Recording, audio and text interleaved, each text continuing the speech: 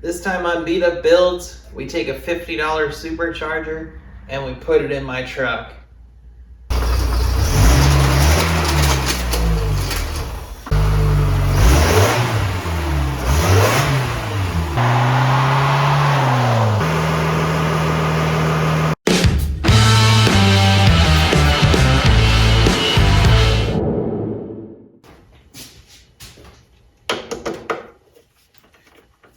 So I was at the Spring Carlisle swap meet,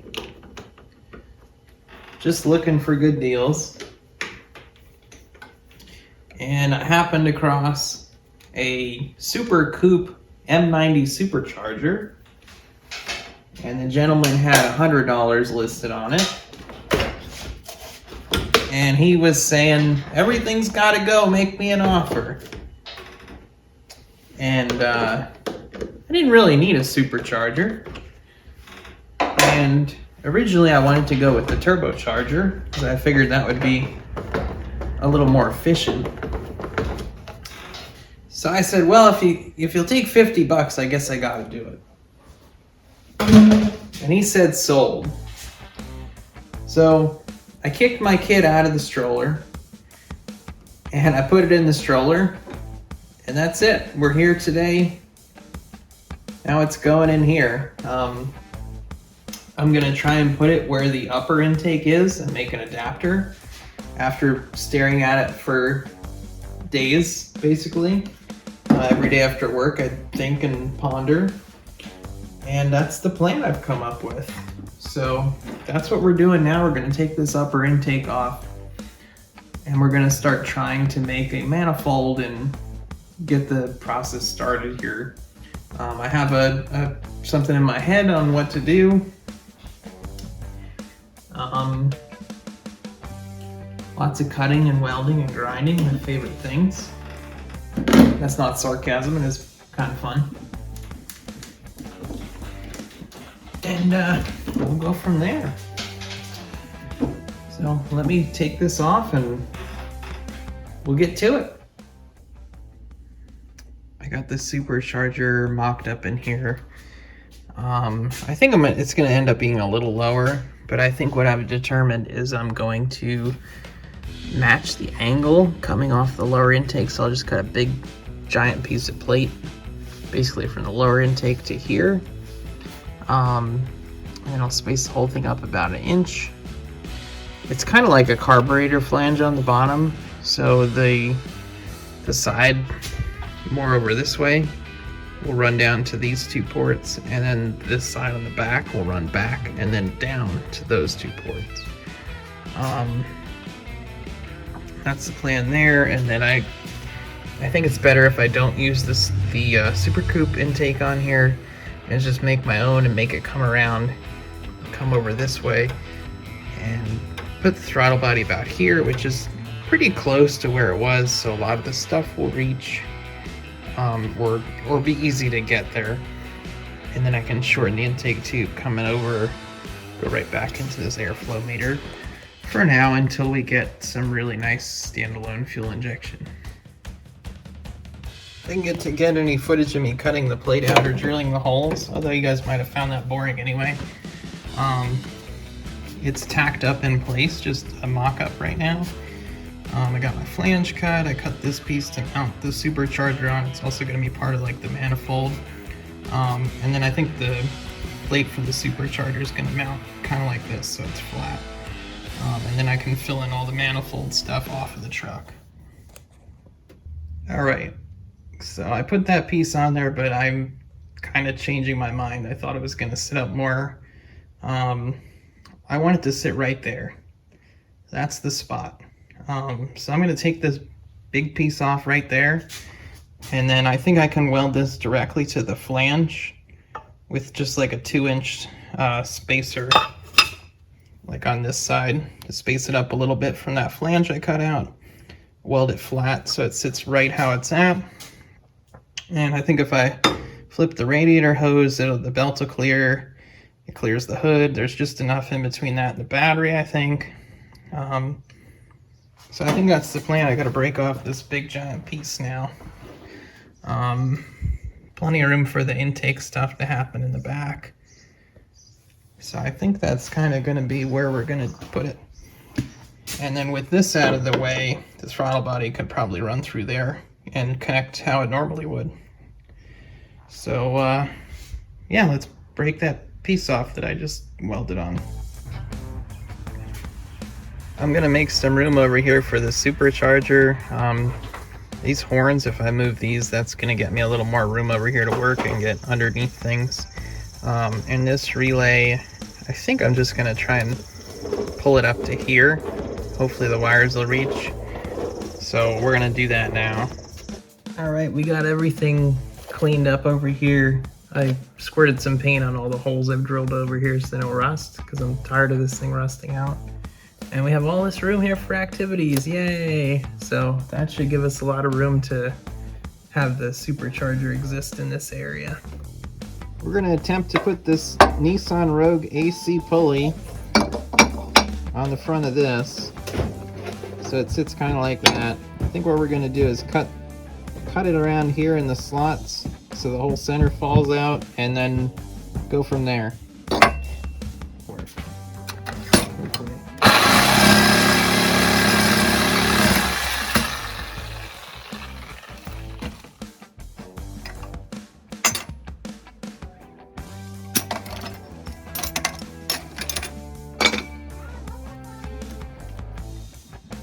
That's pretty good. So I tacked the pulley on here. It looks pretty good, honestly. It looks super center. We're gonna put it on and find out. We just put a couple tacks in here. I'm gonna weld it a lot better once I see that it's actually gonna work, but I can use it for mock-up right now, assuming it does work. And I can put it on and see how true it runs. And I'll probably strengthen it in here. And I think if I just weld it around, that's not gonna be strong enough, so I'm gonna do some stuff to strengthen that a little bit. But let's see if it runs true.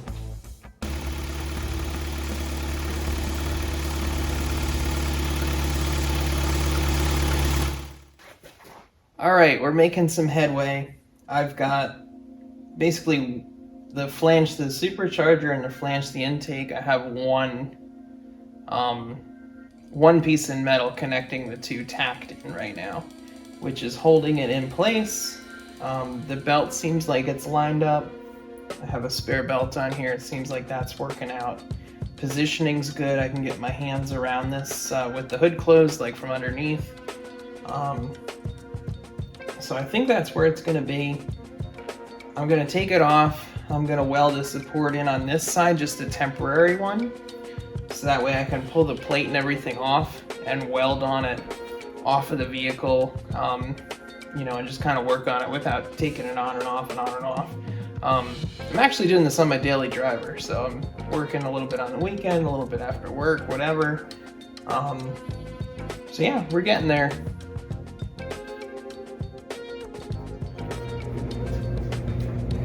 Got the pulley all welded up here. I'm probably gonna put some kind of sleeve in here just to make it stronger, but for now this is this has to go back on. It runs my power steering, so I didn't want it flying off, just being tacked on there. So I ran a bead all the way around. And then this is our adapter, I guess we'll call it.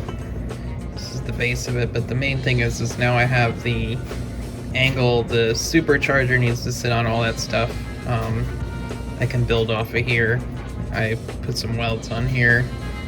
So this is solid, and I got that one thing just tacked on there in the back until I build a little more, just to keep it supported. But now I have all the angles and everything. I can build this off of the truck and figure it all out without taking everything apart. So that's where we're at with that. I'll do some more on there. I've got the fan to put on next. I had to put this electric fan in here to clear the supercharger pulley. I could not get it to work with the factory one, unfortunately. So I had this cheap one laying around. Kind of ghetto rigged it in. This mount's kind of nicer, but that one's ghetto. I just got two in here for now, but it's pretty solid. I'm gonna go back and make that better later. Right now it's just ghetto rigged on a switch, and it's hokey. But for now, we can do this later. Let's get it supercharged, and it's working good enough for now. So I cut a piece of 3-inch exhaust tubing, like a turn down thing. I cut that like in half, and then I squished it a bunch, and now I'm beating on it to try and maybe make it fit somehow. Thinking I could beat in here, and then I don't know if I can beat this enough to flare it out a good bit, maybe not the whole way in here, because that'd probably be a lot. But if I could get a nicer transition, that'd be cool. And then I think down here I could maybe pie cut it a little bit or something and get it to turn in a little better. I'm gonna screw around with it. I'm not a metal worker by any means, but we'll give it a shot and see if it works. I think it's gonna be more successful if this bit is one piece, because I'm not gonna be able to get in here to grind anything in here really to clean it up. So I think if I can pretty much clean it up and then put it on in one piece and weld it, I think that's gonna be the most successful thing and keep the most junk out of the manifold. I could potentially get in through here to get stuff that I weld in here that it's gonna be hard to get down here. So that's the plan. Let's try beating on this thing more and see what happens.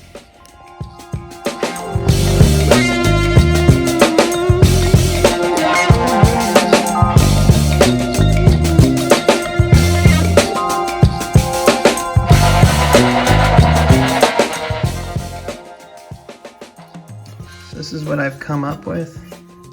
I think we're almost done. But that fits in here, kind of like that. Get your bolts in, you get that bolt in, and then I'm going to cut the end of this and cap it, and I should be able to clean that up off of here, and then just kind of like a transition into there. And then I can just weld a piece of like sheet metal right in here to fill the gap. The front, I'm gonna put plate on here, thick plate, because I'd like to drill and tap it for a vacuum nipple, and I'd also like to weld a tube on there so I can connect the bypass valve. So that's kind of my plan there. This is close. I'll have to cut back here, weld a piece on, and then grind it down flat, and I think that will be ready to weld on. So yeah, it's starting to look like something awesome. Made some upgrades, I guess, changes. So I cut the end off because that was too long. I welded a piece in here, and that'll help it transition to the number 4 cylinder. And then I had like right here I had kind of like a horn, I guess you would call it. It kind of turned out like that, but it came into here a bunch. And I cut that off like this because I think it's going to transition better. And then I think it's also going to make my life easier because I could just put a straight piece right here and then put a piece down this way. Just basically like straight pieces with very little manipulation done to them. And then this side will be done here. You know, once I weld this in, make those pieces, weld them in, this is all done. And then it'll just be over here to work on. And then stuff to just help support everything too. I got some filler pieces tacked in here. This can come out still, which is cool. I need to clean it up a little bit. Yeah, something like that. Once I do weld it in here, I should be able to come back in with the carbide bit and open the throat of this up a little bit so it transitions smoother into there. It's a little tight. So yeah, we're totally getting there. It actually looks kind of cool, which is kind of fun. And then I'll have to do this part. I think my bypass tube is going to come out of here, so that's going to be a little tricky. We'll get all this situated and welded in, and we'll go from there. I've got this all welded on. I need some pieces for over here, fill in that gap. So this whole left side is now on here. It needs some cleaning up. Just like some of the slag and stuff like that to clean up. There's a bunch of cleaning in here that needs to happen. I gotta find my die grinder bit so I can get in and do some cleaning, transition this better, and then we can work on this side. It's gonna be a little tricky because it's bolt holes over here. But I have a rough idea on what I want to do. And the other thing too is the bypass valve's gonna come out of here too, so that's really the tricky part, is having a tube here for that. And then I really also need a vacuum, at least one vacuum nipple. It'd be better if I had two, because I think I'll need two, but maybe at least one I can always tee off. I'm doing it! So I got this whole side on here. I found a tube that was the right size for the bypass valve. Ran a bead around here so that way when I put a tube on here it doesn't back off under boost pressure. I've got a nipple here. I threw one little tack, same thing, so it doesn't come off under boost pressure. And I filled it all in. It's all filled in down here. I do need to clean up in here and transition things better. Thinking maybe I'll run a bead here and then transition it something here. This needs ground down. Just kind of smoothing all this out so it flows better. I don't think this thing's gonna flow great. It's really compact. But if I could get it, just tweak it a little bit so it's not too horrible. That's what I'm gonna do. And give it a little paint job, maybe flat black. I don't know if that would hide the gruesome welds. Maybe better. The welder is not working how it should be. So yeah, these look awful, but whatever. I think once the supercharger's on here, it's gonna hide all the welds anyway, so that's all you're gonna be staring at. But this is close to done here. Now we need to work on an intake. I need to make flanges, basically plates that can bolt on intake and the throttle body. And then I think it's gonna do like a 180. And I'm gonna try and put the throttle body right where it originally was, and then I wouldn't have to extend any wires or anything for the TPS. Hopefully all the hoses then would reach. That would make things a lot easier, I think. So that's my plan. Probably during the week I'll work on smoothing this out and cleaning it up. So let's keep going on this. So I went and I took the carbide burr. I've radiused this really nice. There's a lot better flow through there. Same thing on the bypass. Pretty much everything I smoothed out with the carbide burr. I do need to come back here, but it's like 1 in the morning. I'm giving up for tonight. I put this divider in here. The internet said I needed it. I think I do agree with them. It'll help split the flow up a little bit, make it more even. That way the 1 and 2 cylinders aren't taking like everything. So that's that. I'll come back, smooth this out tomorrow. We're still gonna need to put some supports on here. We still need to put, you know, the tensioner for the pulley. We also need to go ahead and work on the non-boosted air intake. So like out of the back of the supercharger to the throttle body, we're gonna have to work on that as well. So that's probably what's gonna be next here. I got the intake as good as I'm gonna get it. I taped over everything and I put some small nuts and bolts in there, and I've just been shaking it like this every once in a while, trying to get all the slag out of there. I want to make sure no debris gets in the motor is the main thing. I cut out a plate for the throttle body here, and I cut a plate out for the supercharger. I'm going to drill all the holes. I have a tube for it that I'm going to work on, but I'm going to drill these right now. There's still more to do. I still need to put some supports on here to support the supercharger. There's 2 bolts that'll go in the back. Go from there. There's still a lot more to do, but that's what we're working on next.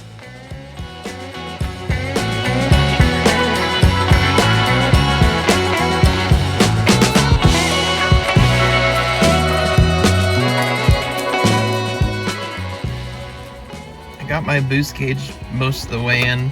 I won't show you the wiring and all that stuff. But I made a bracket here. I had a 3-pod gauge up here at one point, so there was 2 holes in here already.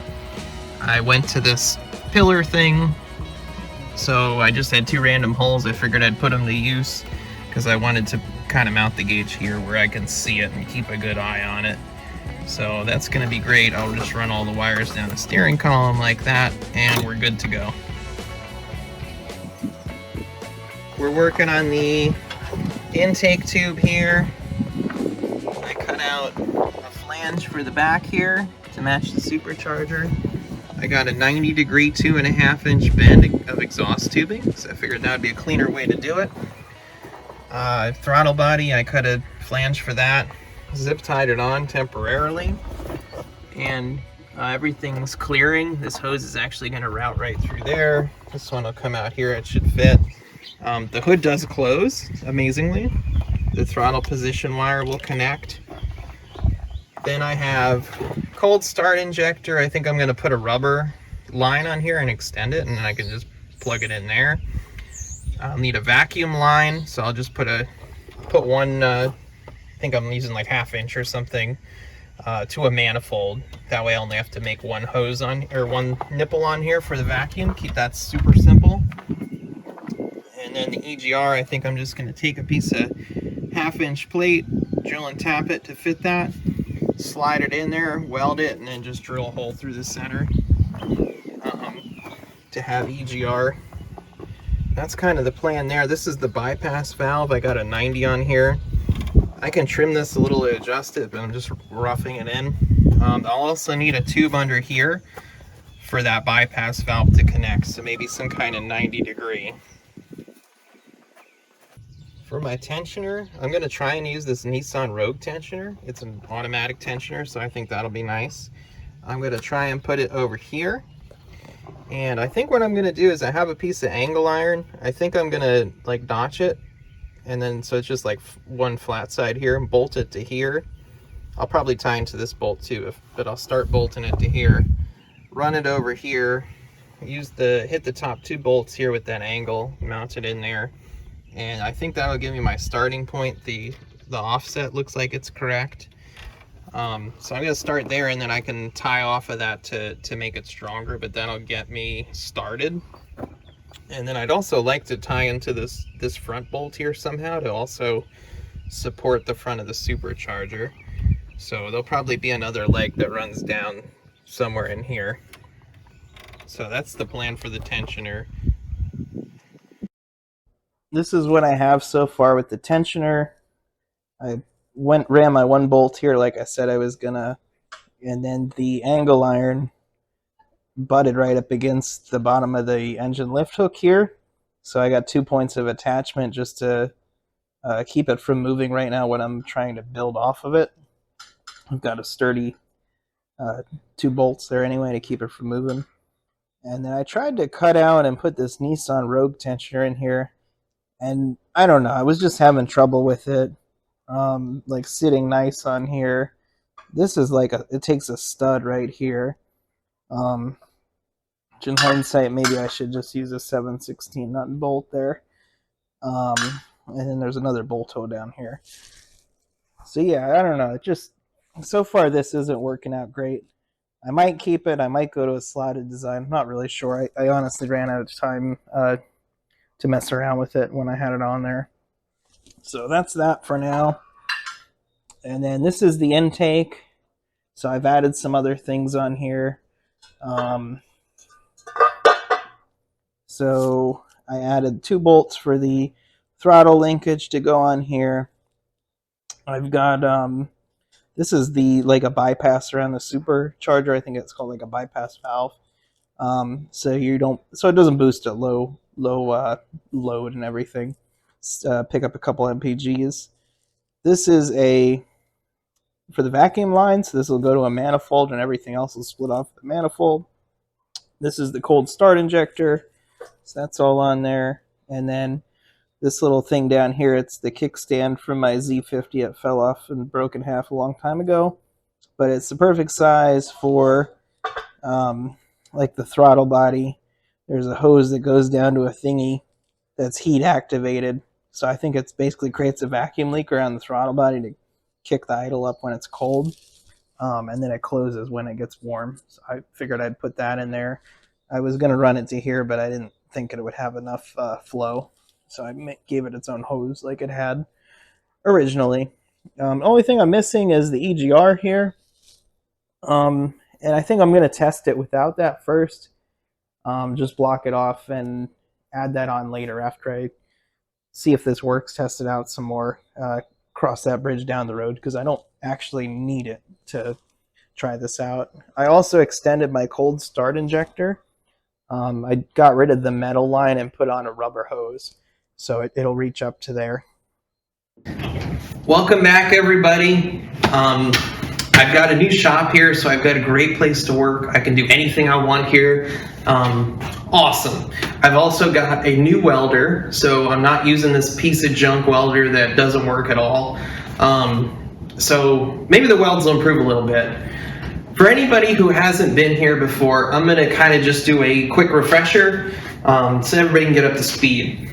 This is an M90 Supercharger off of a Ford Super Coupe.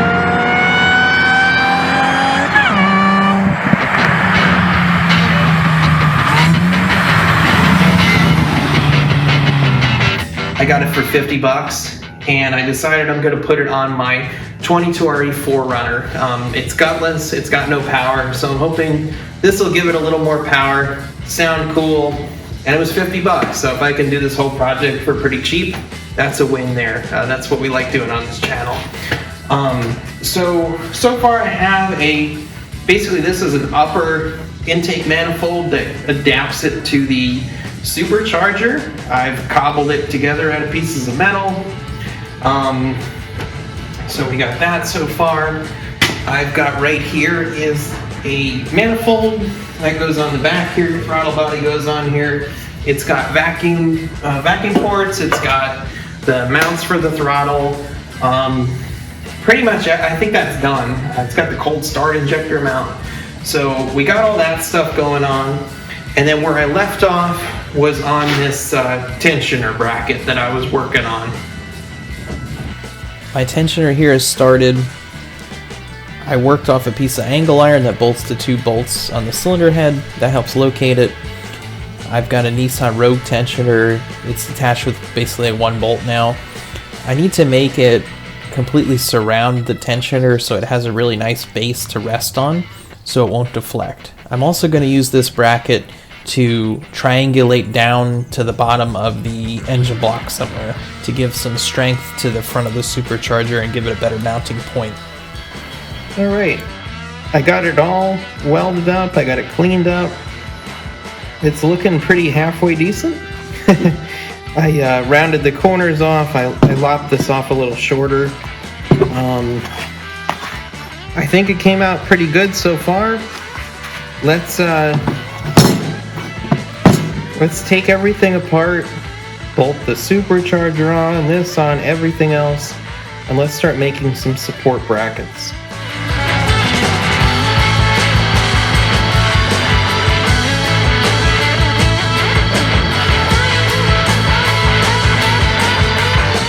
Alright, I've got the upper intake manifold on here. I want to put the Supercharger on so badly, but what needs to happen next is I need to put that tensioner bracket on here, and I need to triangulate it down to this air compressor bracket.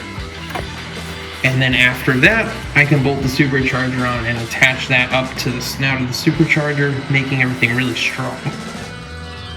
I changed my mind. I didn't go and build the bracket or any of that. I actually ran out and went and got the belt. So I think I have a good length belt on here. If I tension it, it's actually lined up pretty good, it looks like. So I think that's all going to be good, but the tensioner isn't tensioning enough. I've got it actually untensioned right now. I was measuring. But even fully tensioned, it's just like barely tensioned. So I need to change that. I wish I would have realized that sooner, but I need to change that. I think what I'm going to do, I was thinking about coming over more to tension it, but I think what I need to do is come up. I think that's going to be the best thing to do if I can, if there's enough room. And then I think that'll help it push tighter around this pulley as well. So let's try and do that. Let's start cutting. So moving this up 2 inches worked perfectly. Everything's working out great. We've got good tension on here. This is actually like pretty much all the way loose, and it's like tight. So like it's really at a good spot where it's at. Like you have to kind of shove the belt on, which is how it usually kind of is, you know. So we'll get good tension out of that. That should work. It's closer to the pulley, so we'll get a little more wrap around this pulley, which will help keep this from slipping. Might still slip though. I mean, it's only 6 rib, and this was like 7. Although I think the 7 or 8, I don't know. The GMs I think only had 6 rib though, so I was hoping this would be fine. So that's what we're gonna do there. I had to cut a little notch for the fins here, and the snout's kind of resting on this, which I think is good. And I'll tie into this bolt hole too, and then I need to make a support. But for right now, we're gonna take this back off. This plate's temporary, so what we're gonna do is make permanent angle iron pieces to fill in the back there. And then I may still put some kind of plate on the front here just to make sure it's strong. And we'll go from there. I'll pull it off. I know where everything needs to be now. It's just more or less filling in welding pieces and things like that. So let's get to welding. Down here, I've got a bracket on the AC compressor bracket that I cleaned up and is ready to weld to. I'm gonna run a piece of angle iron up to about here, and that's gonna triangulate everything. I'm gonna put a tab so it unbolts. I've got a rough cut out here. I'm gonna weld a nut on this side, and then a bolt will come through this side. That way it unbolts, and then this side will go down to the bracket. So I've got everything cut out. I'm just working on getting it in there now. That's my piece. It's gonna go. I'm gonna slide it down to this bracket here. Just hard one-handed, something like that. And I'm gonna tack it down there, tack it up here, and then it'll be 3 bolts to take the mount out, and it'll just be this little tab back here. And I think that'll be out of the way, and it'll be awesome and support this really good. So let's get this tacked in. I've got the bracket tacked in. I've been sitting the Supercharger up here, and I'm trying to get everything dialed. I had to cut bigger holes for the fins. They weren't big enough. The Supercharger was sitting off the flange a little. So I'm trying to dial that in, and then I'm also trying to dial this in the best I can, the tensioner. That way it tracks as true as possible. So I'm trying to get that all dialed in. Then I'm gonna throw the Supercharger up on here and make a bracket that comes from off here and goes to there's like a big bolt hole right here. That way it helps support the snout a little bit more. Okay, I got a good bit done. I finish welded the bracket down here. I put a little black paint on it too, because I don't think I need to do anything else with that. Finish welded everything on this bracket, and I welded like a piece of, I have like 1/4 inch maybe flat stock that I welded on the front, just to make it that much stiffer, so it wouldn't twist. And then I went over here and I created a bracket that goes over here to a piece of tube with a nut welded onto it, which then goes to the Supercharger here. And I think that's it. I think everything's supported really well. The only problem I have is I think the tensioner was deflecting so much before that I could get the belt on. I can't get my belt on anymore. I need actually one that's a little bit longer now. So I'm gonna figure that out, and then we're gonna go from there. I think all the support's done, so once the belt's on here, it's spinning. The upper intake I have is like, I think it's 90% done. I have like all the stuff welded on. There's a little bit of fiddly stuff like the vacuum lines and all that crap. And then I need to go from the throttle body to the airflow meter. And then I think we're supercharging, so we're really close. If I can get a belt tomorrow, we might be rocking and rolling tomorrow on this thing. Went to AutoZone, I got a belt that will fit. It's a little big, it's almost touching. If this works out, I'm going to get something a little shorter, but this is the best size they had available local to me. I've got the upper intake on. I pretty much had that made already from the last episode. I just was routing the hoses and things like that, kind of boring stuff. This is a bypass valve, by the way, so this goes under the supercharger and then it reroutes back into the intake. So it's going to be set up so under vacuum the valve opens, and it won't be able to build boost pressure because it'll be like a leak. But it's back into the intake, so it's all metered and everything. Nothing changes. It just keeps it from building boost. So that's nice, because then at idle, like under vacuum, like low loads, there's no boost where you don't really need it. And then once you floor it and the vacuum drops, then the valve will close, boost will build, and it's party time. So that's what that little guy is. It's like off of a WRX or something like that. China version though. It's not actually off of a WRX. It's just intended for one. I think I have everything done. I ran vacuum lines. That's just hanging there for now, testing purposes. And I crafted this beautiful intake here. Added some exhaust tubing and a clamp. That's temporarily good. It's not hitting anything. I think we just need the battery, and then we can do our first start. All right, here's the big moment. I think we're ready to start up for the first time. I'm very excited. It's been a long time. I bought the Supercharger in spring, and it's January 1st today, so it's been a long time, almost a year, doing all this. But yeah, we're getting it done. I'm really excited. I want to hear those supercharger noises. I want to see a little bit of boost on the gauge. Let's see what happens. See if the belt flies off.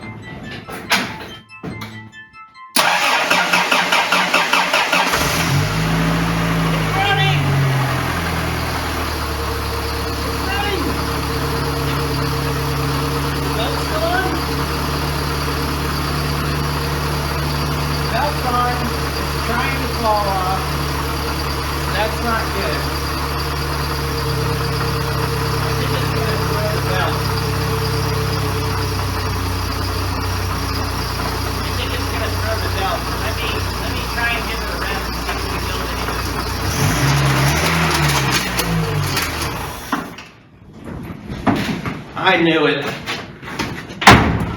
That was fun for a minute. Oh, it just like destroyed the belt. Oh, the pulley blew up. Wow, the pulley blew up. Come check this out. So, I thought the tensioner took a dump, but I think it's still kind of doing the same thing it's been doing. It might be a little bit more crooked. I don't know if it's made for this abuse, although I don't see why it would be any tighter than a normal serpentine belt. But I think it's all, you can kind of see it walking off of the tensioner, and I think that's walking it off of this. And then on the bottom, it's staying in on the bottom. So it's walking off of this, but I think it's the tensioner that's causing this, I think. But I'm not sure. I guess we'll have to figure it out. I'm debating whether I just cut these off and try and give it a quick rev and just see if it builds any boost or anything. It was cool that it ran, so that's a start. But we need to build some boost. I guess let me try cutting these off. If I can cut this off successfully where there's nothing flapping around, maybe I'll try again. All right, there's only like 2 ribs left.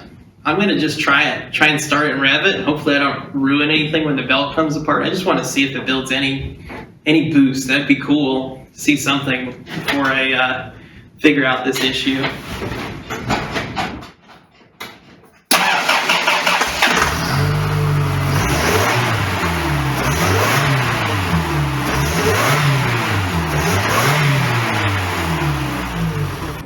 It's cold in here today, guys. I have the heater on.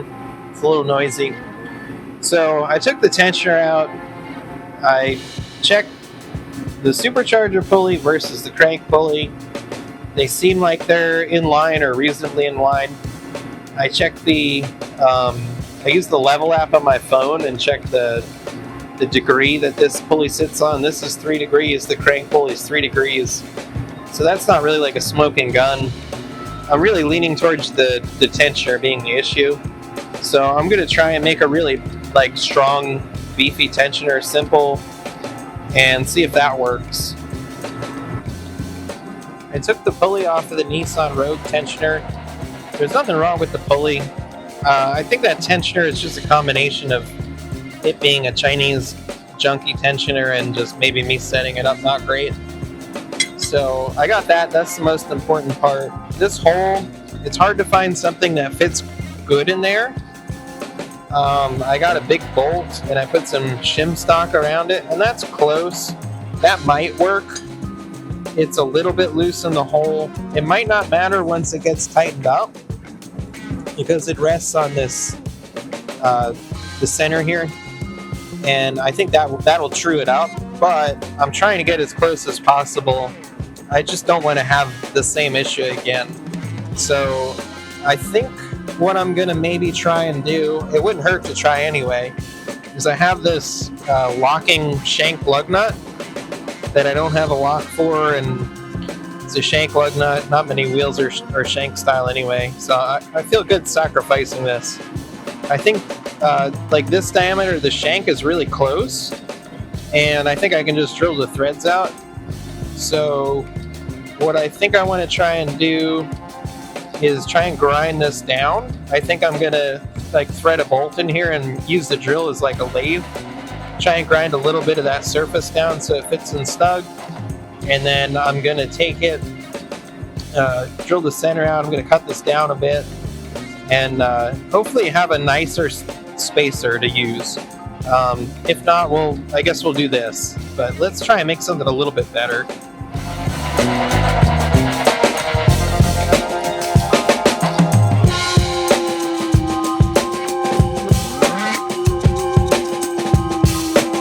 Back. I said a 1/2 inch, but what I was meaning was 7/16. So there's a little bit that's not threaded. It already fits in that.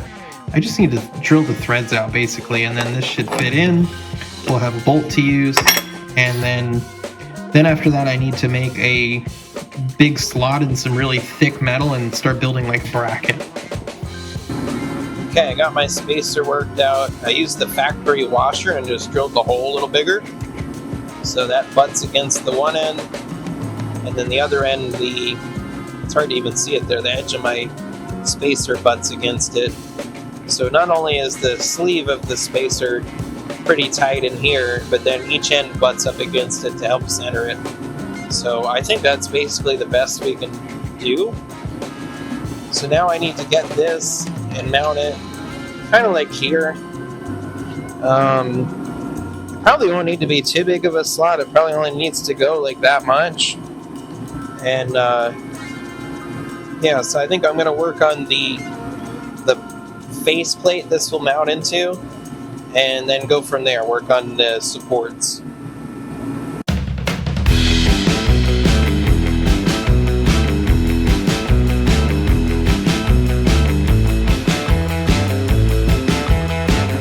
Okay, I cut a slot in here, as nice as I can get it, drilling a hole and using a cut-off wheel. It's tight enough, it'll work fine. So I think what I'm going to do is, I think this corner right down here, I think I'm going to drill a hole and use that bolt hole and like space it out, and just use that one bolt just to help me like hold it in the space while I try and get it lined up for welding and all that good stuff. So I'm going to try and do that real quick and go from there.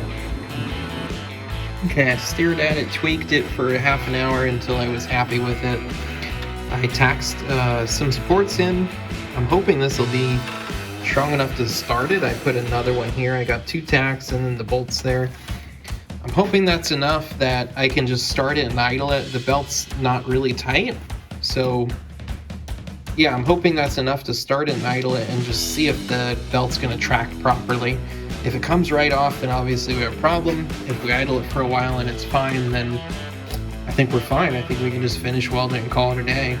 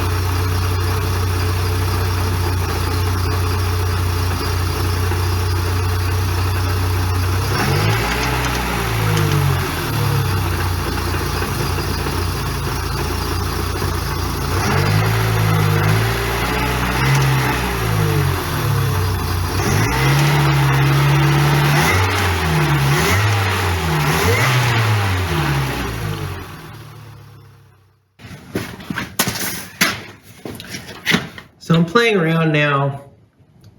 For some reason the belt was like trying to go in, and then I tightened it a little more, and then it like popped off out. I don't know what the hell was going on. Okay, I'm experimenting with this ribbed tensioner. I think I might have a greater chance of success. I don't know why it was being weird with the other one, but I'm hoping this ribbed one, it touches less of the belt, so I think it influences the belt less. I'm hoping it'll work better. It seemed like the belt worked fine with no tensioner, so let's see what happens.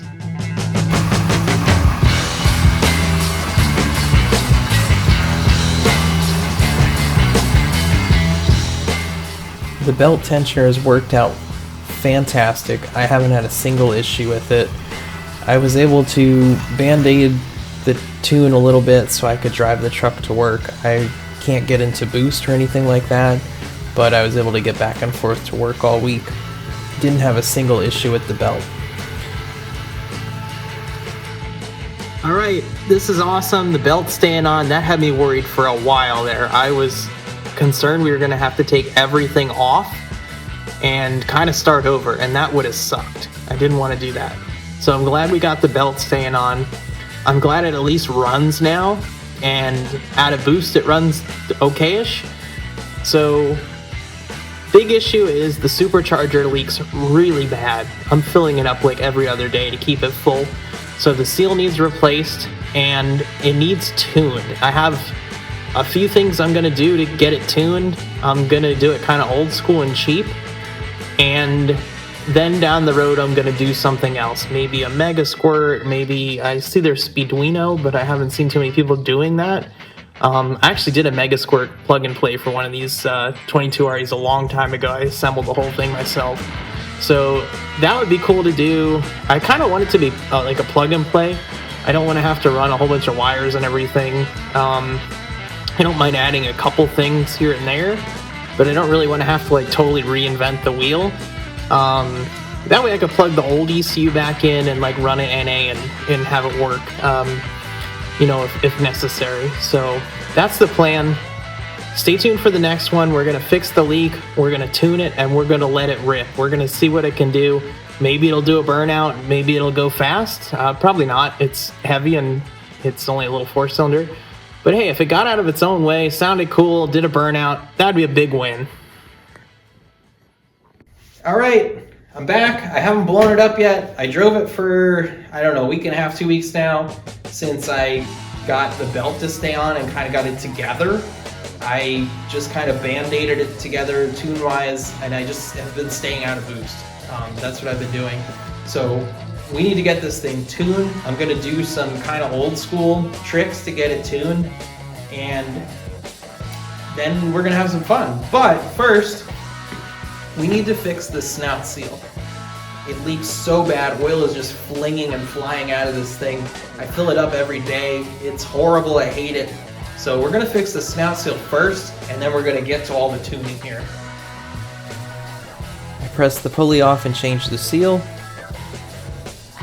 Then I filled it up with some Mobil 1 5W30. It was recommended over the very expensive Supercharger oil. I used an old soap hand pump and a hose to actually fill this thing up. A funnel wouldn't fit.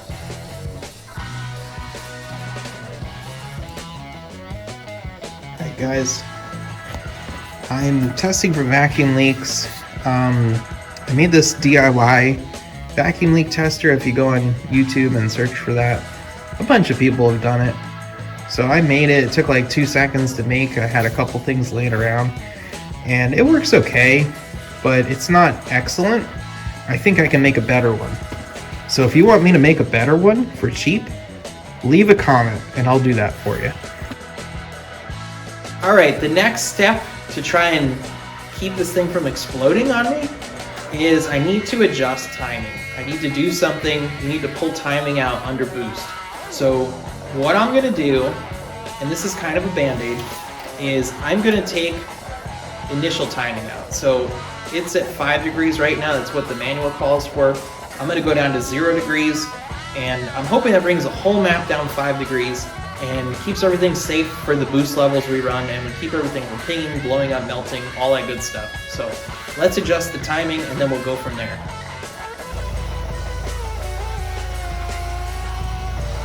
So 5 degrees initial timing wasn't enough. I actually ended up leaving the timing jumper out, and I timed the total timing to about 35 degrees total timing, revving it up at idle. It's a little lazy that way. It's not great, but that's where I could set it and have it not ping anywhere under any load. So that's what I went with to get by for now. All right, we got the snout seal fixed finally. We've got the vacuum leaks fixed, and now we've got the timing set so that it won't ping because of timing now. What we need to do is richen the mixture under boost. So what we can do is install a fuel management unit. They used these a lot in the 90s and early 2000s, before like computers were more common to do like an aftermarket computer. So long story short, what this does is under boost pressure, it increases the fuel pressure, which makes it richer under boost. So I put this one on. It was the cheapest one I could possibly find, and it didn't seem to work. So then I went and I bought a good one, a name brand one, and that one didn't work. So what I figured out is my fuel pump doesn't put out enough pressure. It was basically maxed out at its pressure already in stock level. So I went ahead and I installed a different pump, and here's what I did. All right guys, I have the stock pump here, and this is actually like a Ford Astrovan pump, or Chevy Astrovan, I don't know, Space Toasters. And it's supposed to flow more. It's supposed to have 85 PSI, and it was like 70 bucks, so it was pretty cheap. So I'm gonna cobble that in there. I couldn't get the plug for it. They didn't sell it at the auto parts store because they're idiots, I guess. So I soldered wires in there and rigged them up, and we're gonna rig it up in here, and then we're gonna see if we can hit some boost. I've done it. I've cobbled it into here. Let's throw it back in the truck and see if it pumps the right way, because I don't know if I have it backwards or not.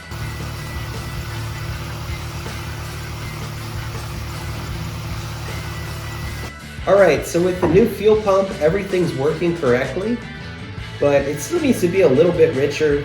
So what I'm going to do at this point is I'm going to mess with the airflow meter. That's that thing with the little flapper door. So let me show you how to do that. Basically what I did is I'm riching up as much as possible with it still running okay. And that's where I'm going to start. I'd rather be too rich than too lean. Okay, so this is the airflow meter. This is the top removed from it. This is there's like a spring in here, and you can move this gear to basically richen the fuel mixture. I'm already 8 clicks richer, and it still wants more, it seems like. So that's how we richen that, and then you can actually do this too when it's idling. This is the flapper, so you can actually grab this and turn it a little richer, see if it likes it or not, and get a little bit of idea that way of what it wants for the idle. The other thing you can do here is this is the bypass. This bypass is around the flapper for idle, so you can dial your idle in. So right now I have it jammed all the way down because I did this 8 clicks and jammed that down, and I wasn't sure if I had vacuum leaks or what was going on. So I just did that to get it running, basically. So what really needs to happen is I need to loosen this up, richen this more, figure out where this wants to be, and then have this open a little bit because it should be open, not jammed all the way down. And then that gives me some adjustability on idle. I need to richen this up, and I need to go for a ride and see if that helps or not. I don't know if that's going to be good or not. We'll see.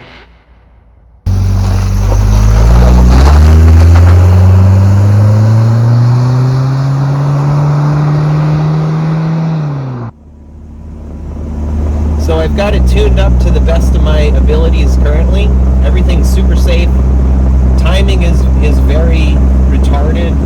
It's probably more than it needs to be just to make sure it's safe. I don't have much adjustment over that. So I'm just trying to keep it safe throughout everything. Fuel is super rich. Once again, just trying to keep things safe. And it works out. So you can do this on the stock fuel injection. Can you make more power on standalone? Yes, 100%. Will it get better miles per gallon, run better? 100%. But don't let anybody tell you you can't do it on the stock fuel injection. You can. You just got to be safe. I don't have a wideband O2 sensor even. I'm just tuning it old school, reading spark plugs, and just trying to be really safe with everything. So you can do it. And don't let that hold you back. Like, oh, I need to buy this $1,000 standalone fuel injection or something. You could do it on the stock fuel injection and get that down the road.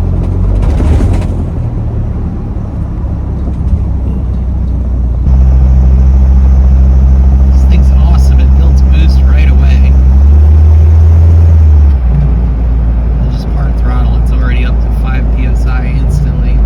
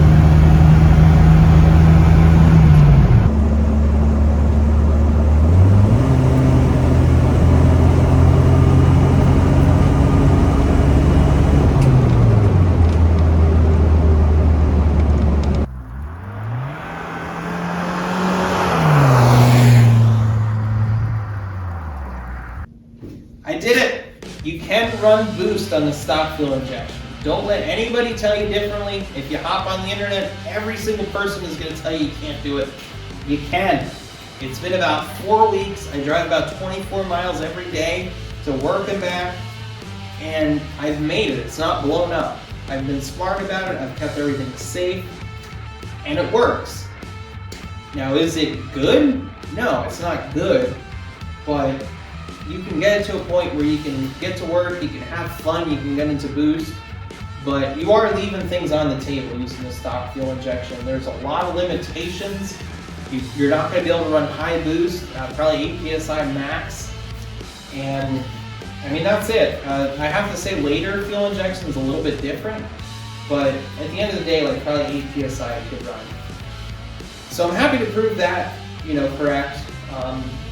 I'm happy to say, hey, I built a Supercharger manifold and everything, like a whole kit, and it's working. That's pretty cool. Most people buy these M90 Superchargers, and they say they're going to do something, and they never do anything with it. So I did it. It's done. It's supercharged. So that's cool. My manifold. I had a lot of people say, oh, cylinders 1 and 2 and 3 and 4 are going to be rich or lean or whatever because of the manifold design. All those people are wrong. I looked at the spark plugs, that's kind of how I tuned this thing, and they're consistent, you know, front to back, consistent. There's no deviations, there's no major variations there. So all those people were wrong. So at the end of the day, don't trust anybody behind a keyboard. They're most likely an idiot that's never worked on it. Go out, use your brain, do some, you know, try some things and figure it out that way. Don't let somebody on the internet tell you can't do it. So that's it. That's where we're at with this. I do want to go to a standalone fuel injection. I do want to do that. I think I'm leaving a lot of power on the table, but at the end of the day, I wanted to prove you could do it this way. So I've used Megasquirt before. I've looked into Speeduino. Let me know what cheap fuel injection I could use. Give me ideas. I've used Tuner Studio before, so if it uses that, that helps a lot. It's been a while, but I've used that before. I'm a little bit familiar with it. So let me know what to use for that. And if you have any ideas for future videos, let me know. And I'm gonna leave you guys off with a burnout. Let's do a burnout with this thing. Finally, it never did burnouts before, and now it does. So let's leave it off there, and I'll see you guys again soon.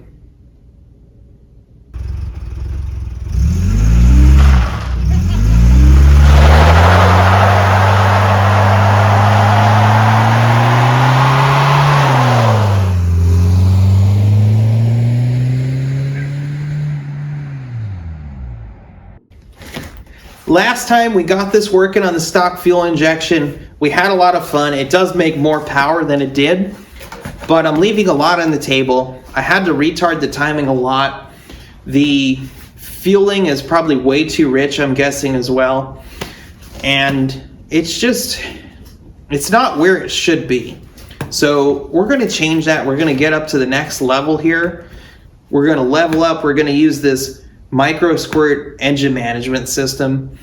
I've used Megasquirt before. Microsquirt's basically a smaller version, but it has all the options that I need to run this truck. It has a lot of other options too, like I can run E85 with this little sensor here, which is going to be pretty handy to cool down the supercharger and run higher levels of boost. There's some other things you can do with it too. We'll get into that kind of stuff later, but we're going to level this thing up. We're going to install the engine management system, and it all kind of begins with the wideband oxygen sensor. That's going to tell you where air fuel ratio is at, and that's a critical component to capture data that you can use to tune it. So we're going to install that first. We're going to leave the stock computer in. We're going to install that and see how bad the air fuel ratio is on the stock computer. And then we'll go from there. We'll figure out how we're gonna get this thing in here. The automatic transmission complicates things.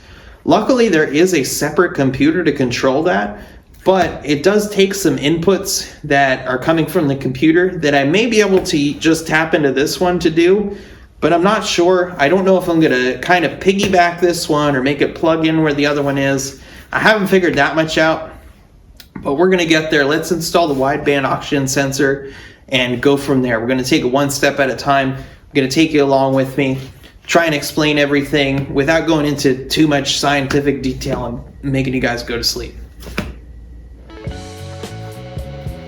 So I went with the Innovate Motorsports wideband oxygen sensor. This comes with a gauge.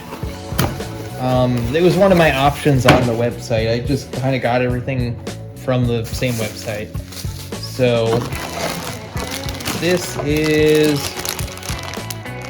this plugs into the O2 and I think goes to the controller, I think. There's like a controller for these.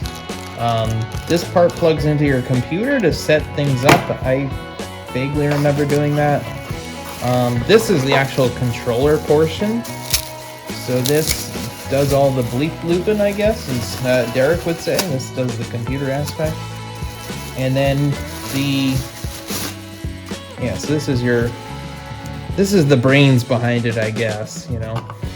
There's that. And then this is the oxygen sensor. I think it's just a normal Bosch one. Like I remember back when I did the Mega Squirt, I fouled it up or something, and I replaced it with just a Bosch one from a Volkswagen or something like that. So there's that. They do give you a bung. I think I actually have a bunch of bungs, which may or may not be nicer than this one, so we'll see which one we use. You get a sticker. That's always fun. We'll put that on the beer fridge. And there's a gauge here. So I got thought I opened this already. I got a red gauge. I don't know. There was red, green, and blue. Green probably would have matched the truck maybe more, because a lot of the lights are kind of green in the truck, but I don't know. Red seemed cool. Red. Alright, let's look at the gauge. There's your gauge. I hope we have mounting stuff. That's your gauge. Where's the mounting bracket? Is there no mounting bracket? Are you serious? Oh, there it is. Now it's here. Okay. So, but no actual, like, thing to mount it in. So hopefully I have one of those laying around. Let's go find one. I've got my gauge mounted. That was the first step. I ended up just putting it here. It's hose clamped. 2 hose clamps on each gauge and a piece of square stock in between to mount it. This gauge is light and thin, so I think that's going to work. And it puts them close to each other. I want to be able to read them both. If I put it over here, I wouldn't be able to read the speedometer. And I think down the road we'll redo this, but this works great for now. I have everything wired up. Some things will change once I put the engine computer in, but I have it basically wired here. Just follow the directions. They're not that complicated. Just follow what's on the sheet there. So now if I turn my key on here, it turns on. Now the oxygen sensor is not plugged in at this point. And then that dims too, which is nice. So that's all working, that's great.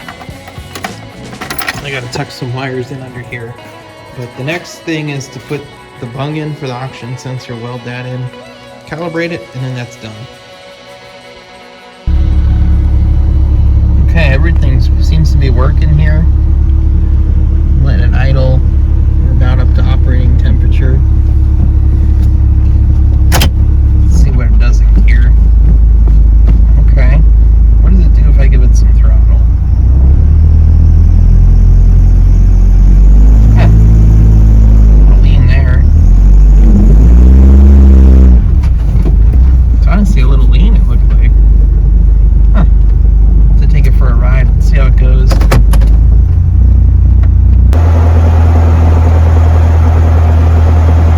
Cruising down the road here, 50 miles an hour. It's doing alright. Now granted, this is where the oxygen sensor is going to step in and adjust it a little bit, even though it's old dumb fuel injection. That's what it's doing. And it's keeping it close to about where it should be. Idle's a little high. Idle's like 17, which I think is probably too high for the idle, and that's why I have issues. I haven't floored it yet.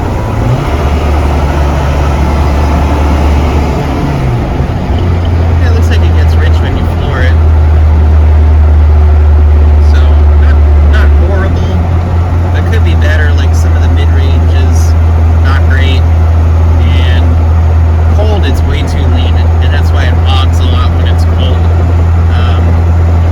So it's actually decent, I guess, and you probably could tweak it a little bit more to get it better, but we're going to be able to do a lot more with the standalone fuel injection.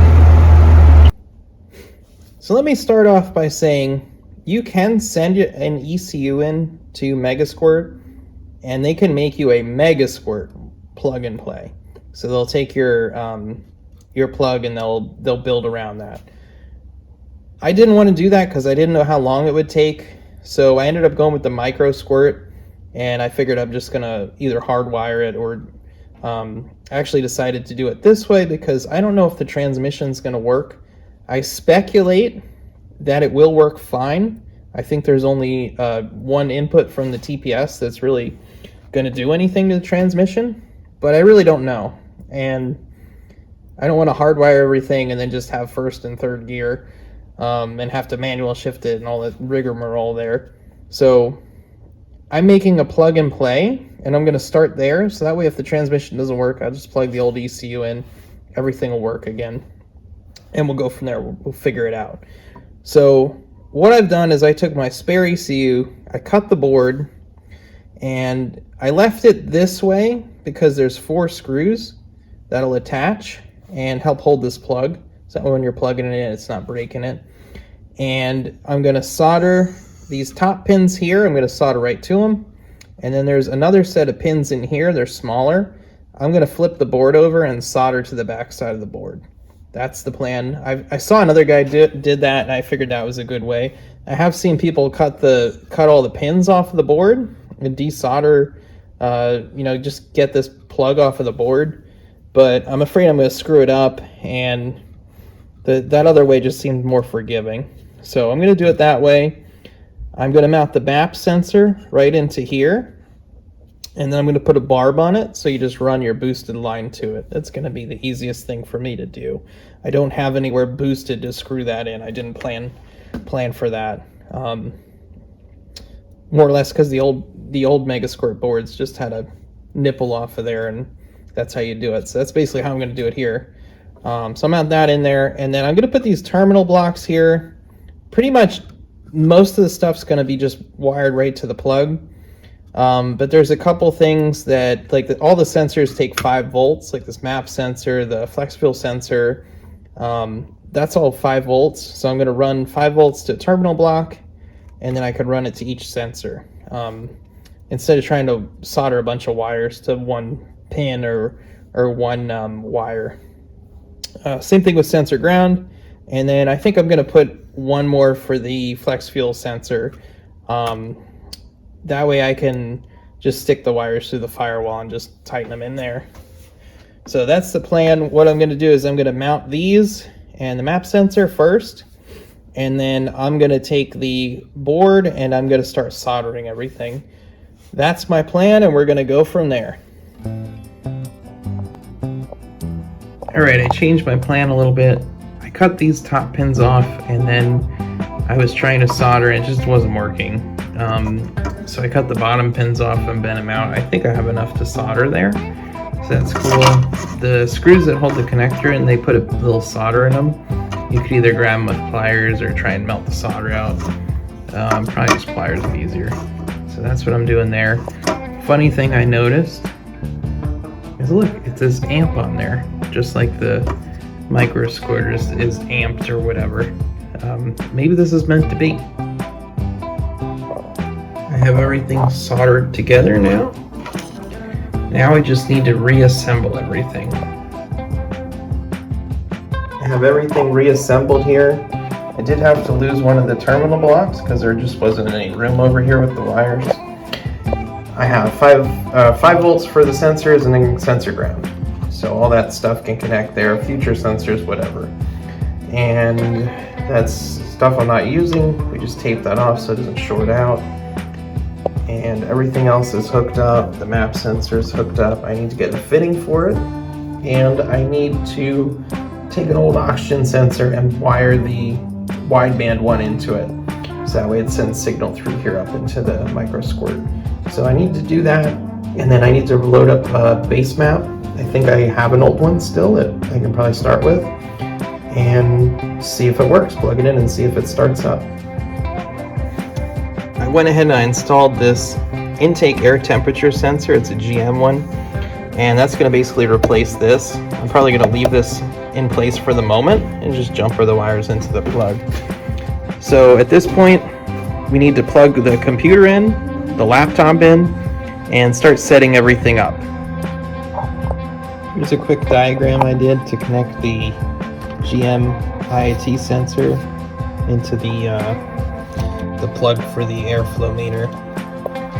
So you got to jump these two so your fuel pump comes on with the key, and then your signal one goes in the first one, and then the ground goes in between those two.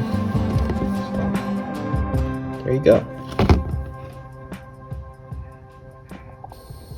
I think we're ready to start it and see what happens.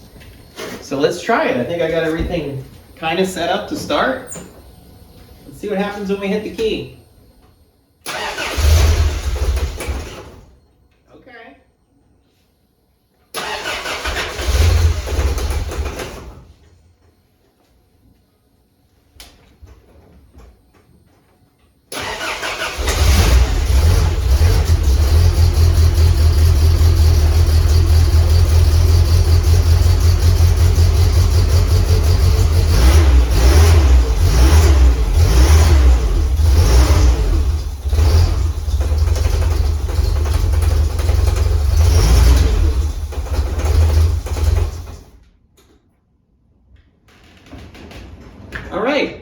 it sounds awful. It's at like 8-to-1 air-fuel ratio. So I think it's way too rich. I'm gonna just double check some other things. But I kind of just wanted to start it and see what happened there. So let me look at some things, maybe adjust the air-fuel ratio. We'll see if we can get it to actually idle without me flooring it.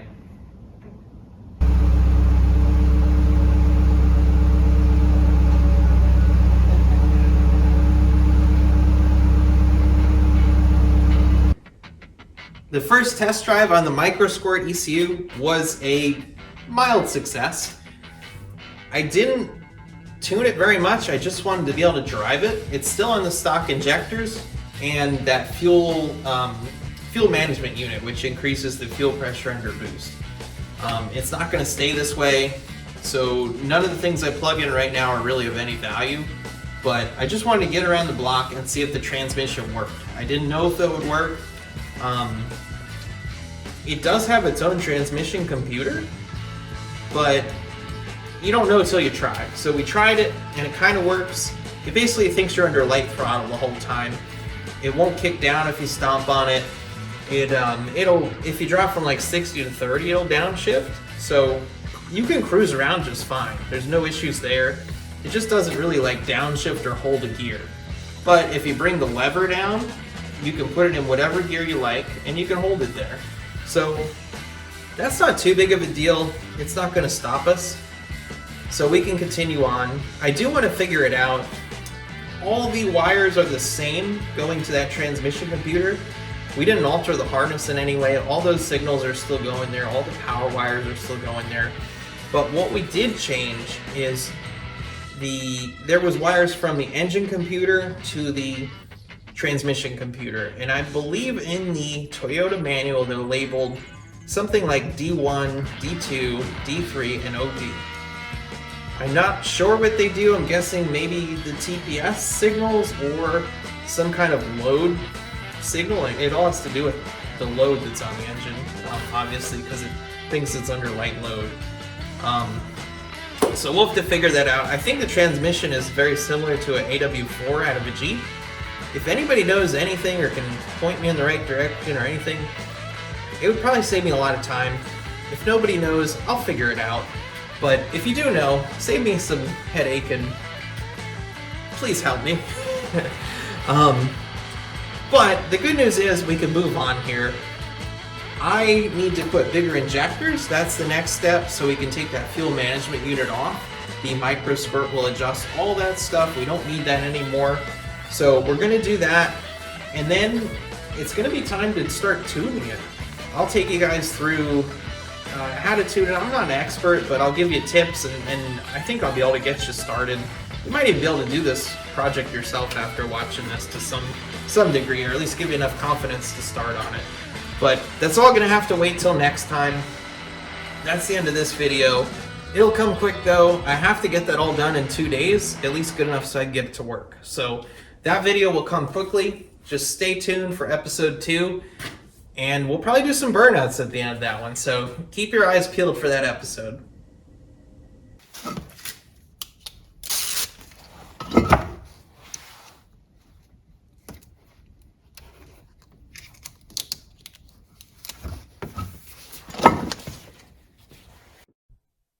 Welcome back, friends. If it's your first time here, my name's Daniel. This is a 22RE that I put an M90 Supercharger out of a Ford Super Coupe on. I made my own brackets and everything to make it work. Last time we installed the microsquirt computer and got it running on the stock injectors.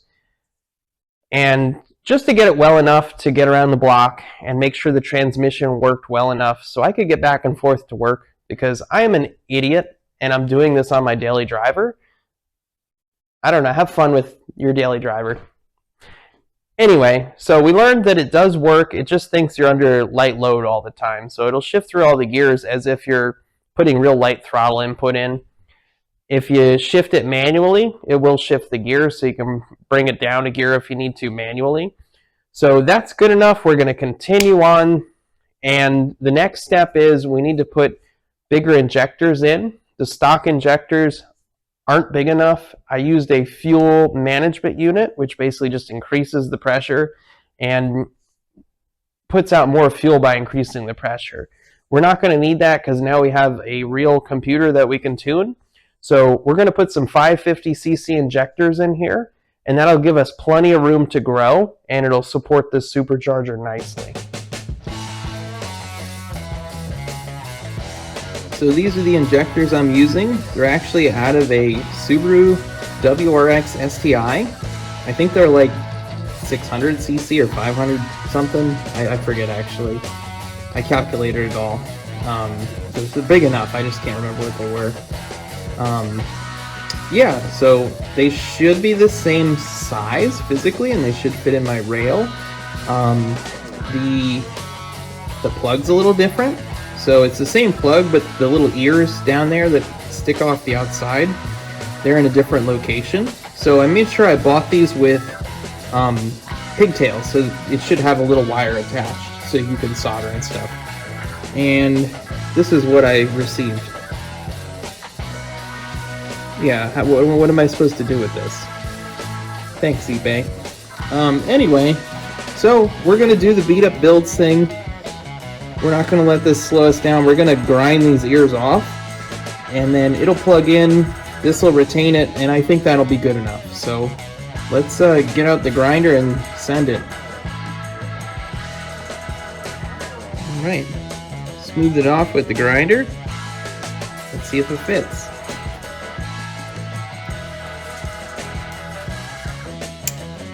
That's pretty satisfying. And there we go. We turned lemons into lemonade, right? So never let anything stop you.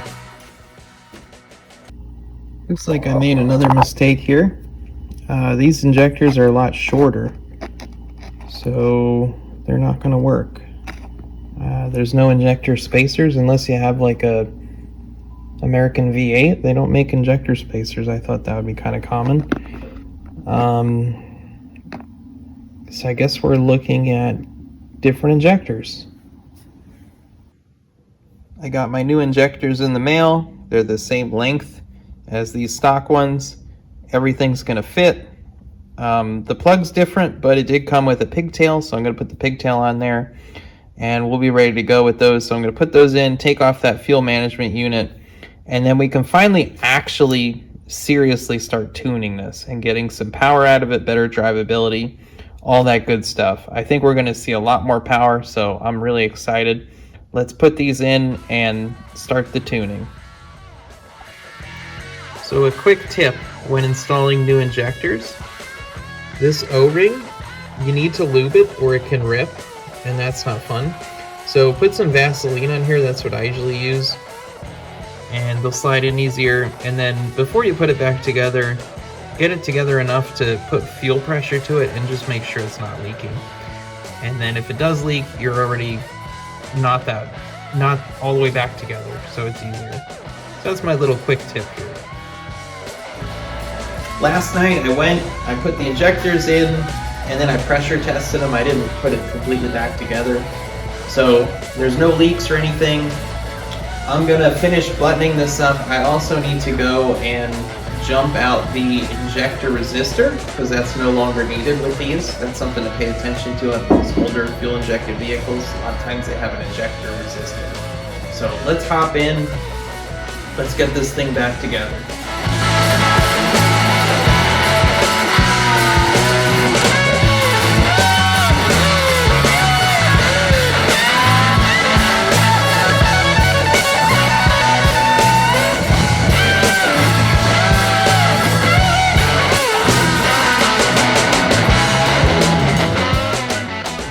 We got the injectors in, we got everything plugged in the computer, and it'll actually adjust. I believe your VE numbers stay the same, but it'll adjust the fueling based on your fuel injectors. So everything should be close to where it at least was when we left off. It wasn't great, it was just to kind of make sure things were gonna work. Now we need to really get into some good tuning. The other thing I need to do is I need to confirm that the timing is the same with the timing light at idle as it is in the computer. That way we're not off any degrees or anything like that. I would say even if anything, maybe I want to be a degree less, you know, either right on or 1 degree less. Because if you see any more, you're gonna more than you're plugging in, you might blow it up. So that's what I need to do. And then I'm just gonna sit here tonight and work on the idle. I'll show you guys some tips. And then I might power brake it here in the garage and just tune a little bit there. And then we'll see what I can get done with all that. That's probably, I got 2 hours to try and do that. So we'll see where we get the idle in 2 hours. And then we'll be able to hit the streets tomorrow and do some real tuning and tune the whole range. All right, it's still warming up. I set the timing. It was, I don't know, maybe 10 degrees off. So I set that. And then I'm waiting for it to warm up, and then I can play around a little more with the idle. In 2 hours, I got the idle nailed down pretty good. I also power braked it and kind of tuned that off idle area. I put some load on it. So I think we can go out on the road now. We can pull up to a stop sign without dying. We can pull away from a stop sign. So we can now go the rest of the map. We can go further and we can tune more. I want to get it roughed in so I can drive it back and forth from work, and then I can really dial it in from there. It seems like it's got more power already, so I'm very excited. Let's fast forward to tomorrow and do some more tuning. I'm going to do a cold start. I'm going to get it up to operating temperature, just idling here, and then I'll go and hit the streets. I want to get it up to operating temperature and tune it that way, get it roughed in so it works decent, you know, like the normal VE table. And then I can always go back in and touch up like the after start enrichment and the like the warm-up kind of enrichment and stuff like that for when it's cold. The main thing is get this base map going. So let's start it up, let's see if it even starts, and let it idle.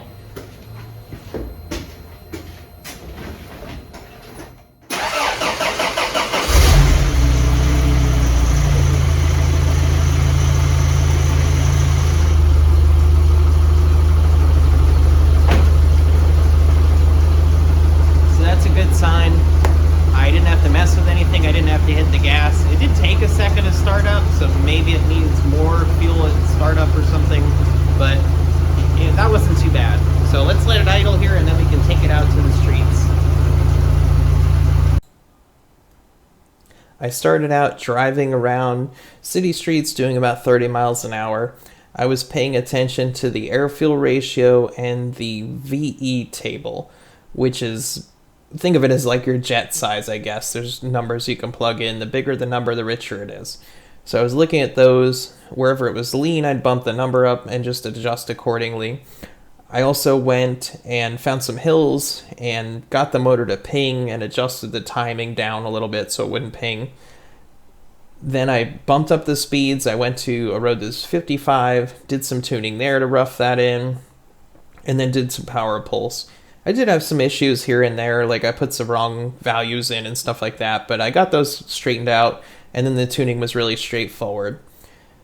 It's running fantastic. I'm really happy with how everything's turned out. It's got more power, it runs better, and it seems like it's getting better miles per gallon. I haven't tracked that yet, but it just overall seems to be running fantastic. It seems like we're in the modern age here with fuel injection.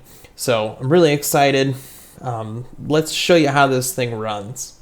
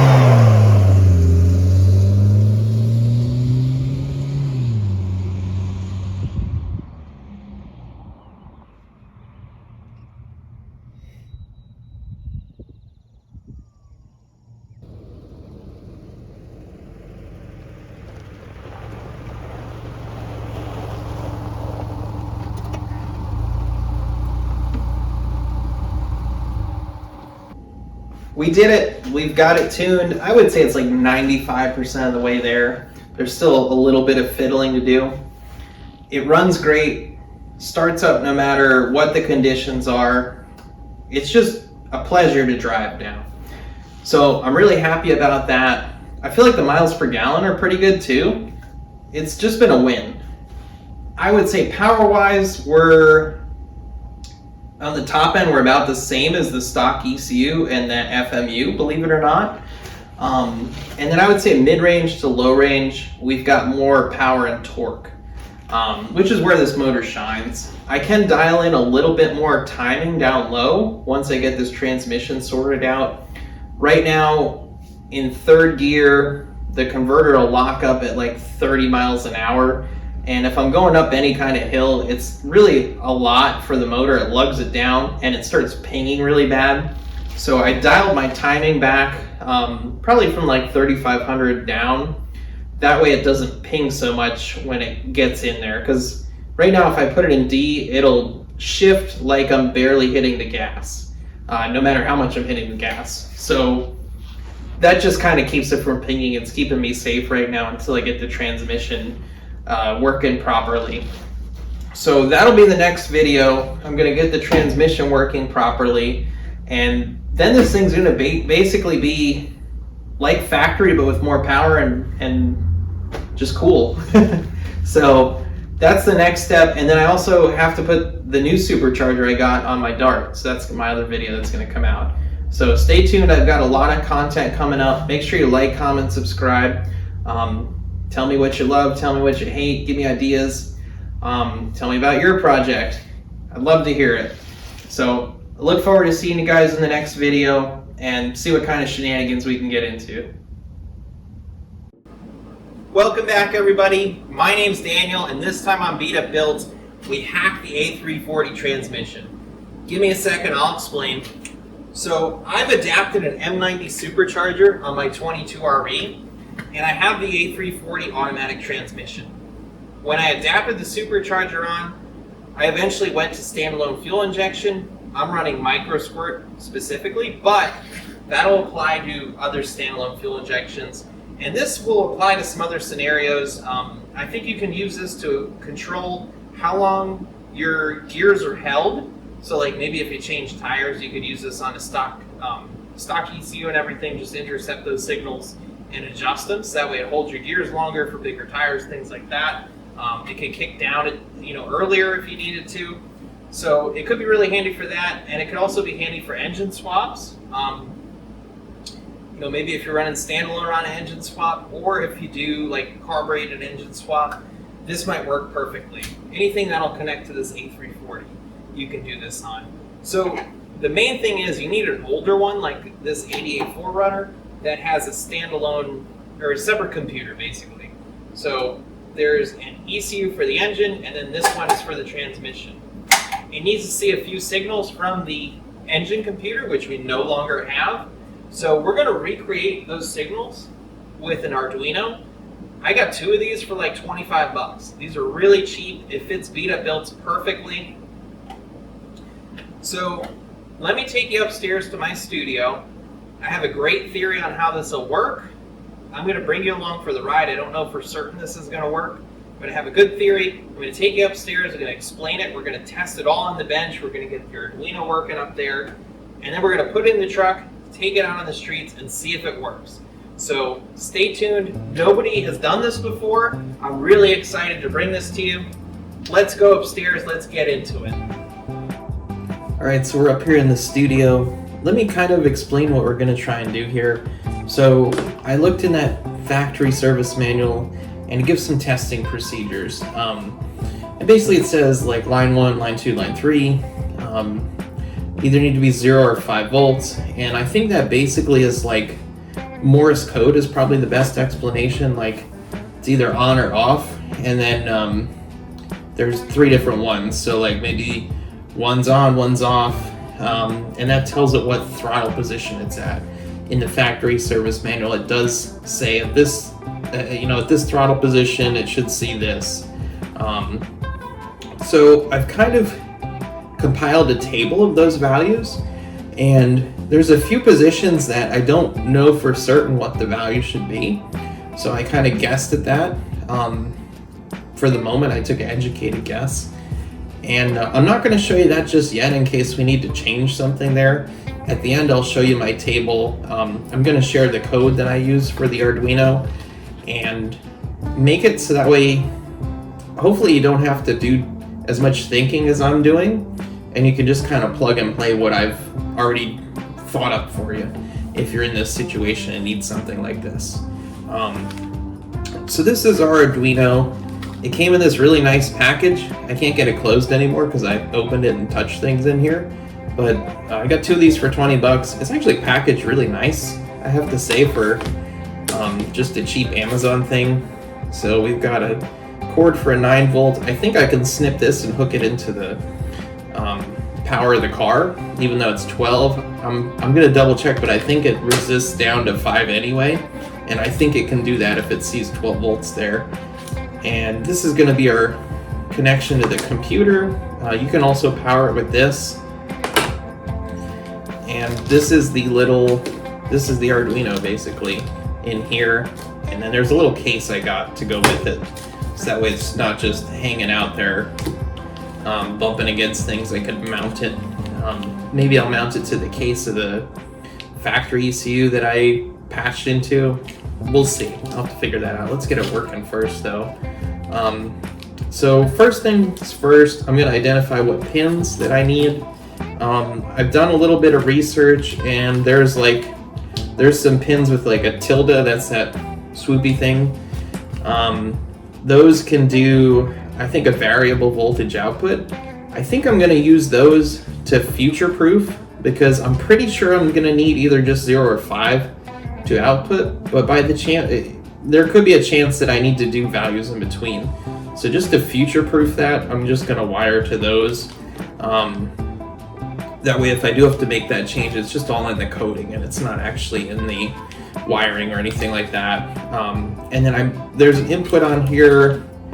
I want to say it's like the A's over here can see a variable voltage. So that would be like your throttle position sensor. On the bench, I'm going to use a potentiometer, which will basically do the same thing. It'll vary the voltage. And then I have some LED lights that I'm going to wire up, and the lights are basically going to be showing me that L1 has 5 volts. Like if it's lit up, that's got 5 volts. Or L2 doesn't. So that way I can turn the voltage, watch what each one's doing, make sure it corresponds to my table, make sure it's switching quickly. I think it should switch pretty quick, but just double check that everything's going to work before I go and wire it up. And that'll make my life a lot easier. So I think I'm going to code first, and then I'm going to wire everything up. I have a potentiometer I'm going to wire up, and I have those lights. So let me grab those and do the code, and then I'll follow back up with you guys and show you what I have. I've started working on the code, and I'm focusing on the input right now. I'm trying to get the input working, and then after that's working, I'll go to the outputs.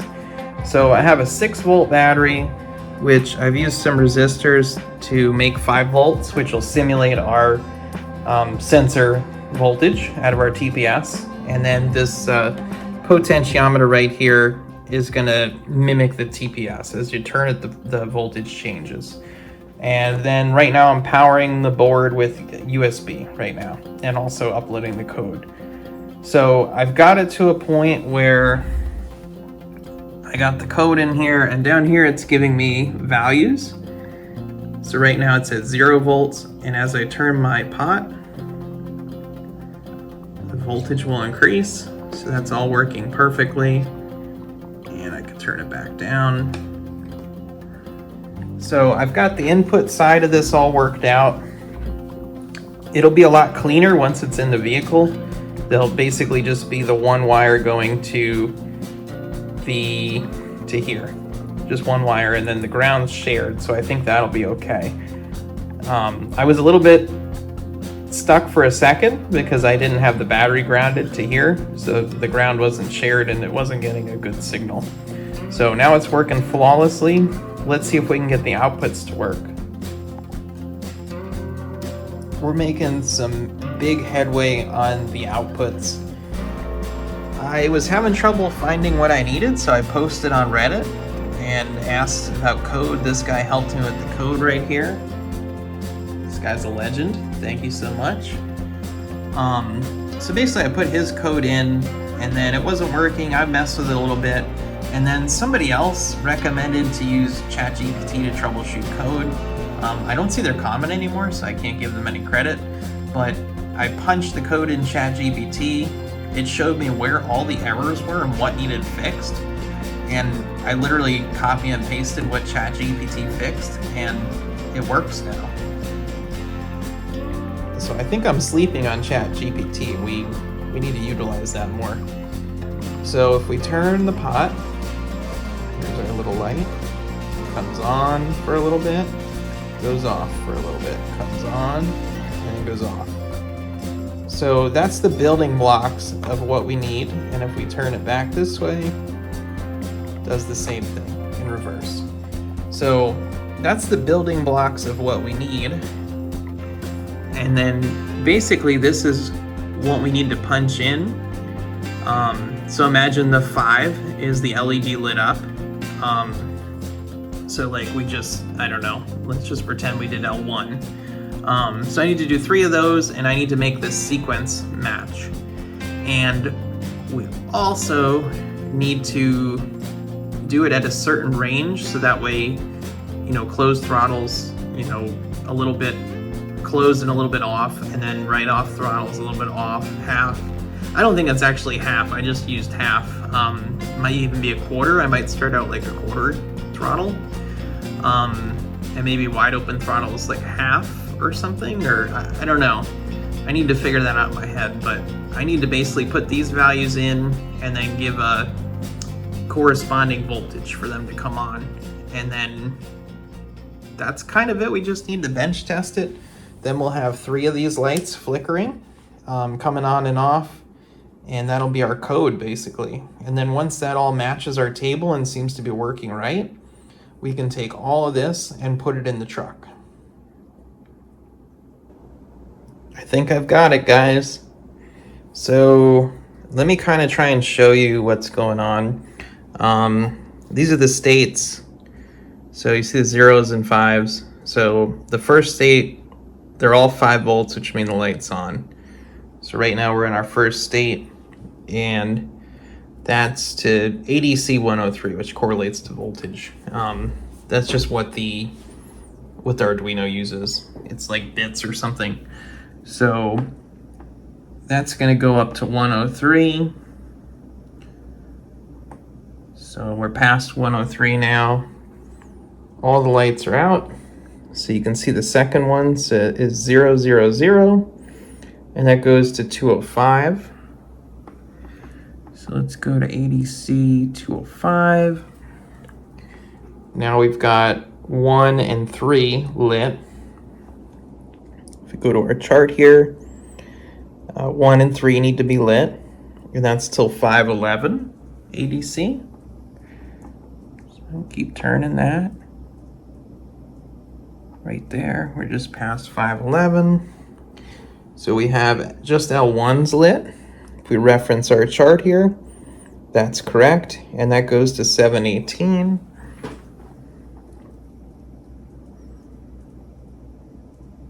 And we're past 718, and we've got 2 and 3 lit, L2, L3, and that's what it corresponds to. And then it works going backwards.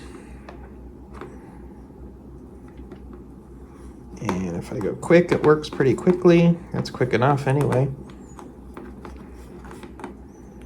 So I think we've done it. This little computer seems to be working. The code is relatively simple. Like there's a value, the ADC value is in there, and then you do true or false. So if we wanted to adjust this, there's one of these for each line. You just have to mess around with basically you just have to mess around with the ADC values to change everything.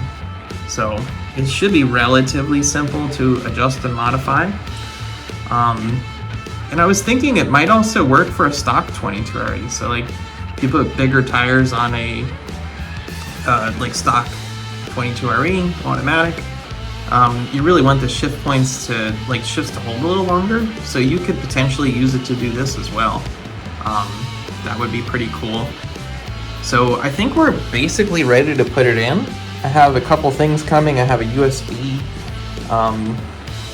thingy for the car coming, like a hard wires to the car, and then now puts USB. I think it's for like a GPS system. So that's coming in a day or two, and that'll give it power, and it also filters it, because if you were to just put, from what I was reading anyway, if we were just to like put 12 volts into here through one of these things, it's going to be really dirty because the car's voltage is all over the place. If you have a voltmeter, you can see it kind of going up and down as you rev it and stuff, and it's just not good for this. So the USB thing basically will filter it real nice, or at least it should, which will keep the readings from getting screwed up, and that'll get us power. And then we just have to wire into the transmission, and then it also have a shared, the ground will be shared then too. So everything should work out perfectly. In the meantime, I'm gonna sit here and play around with it because it's fun. And yeah, I'll see you in the garage when we're installing this.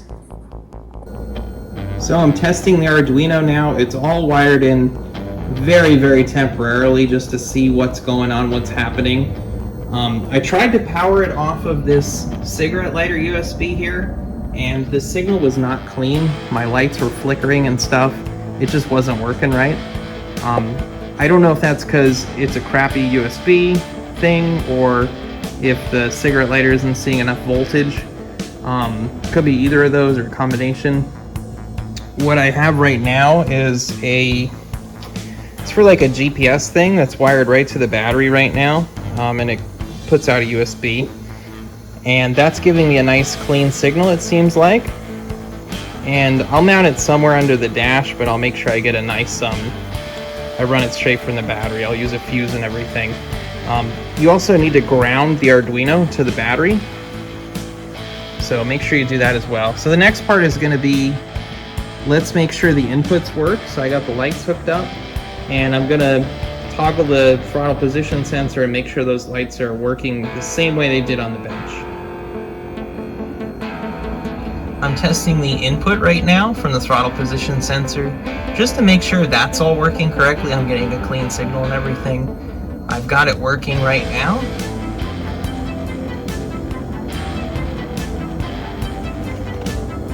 So all the lights are working correctly. They work pretty quickly if you need them to. So that all looks good. I just got to get it wired temporarily enough to drive it and see what happens now. Alright, I pulled into a parking lot. I'm going to plug it in, and we're going to see what it does.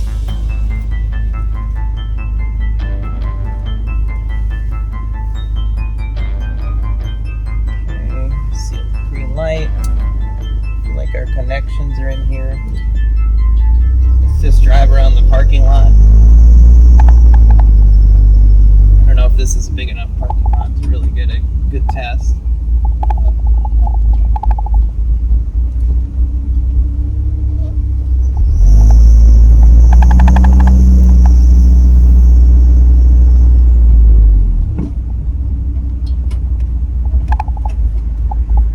Let's go out on the street.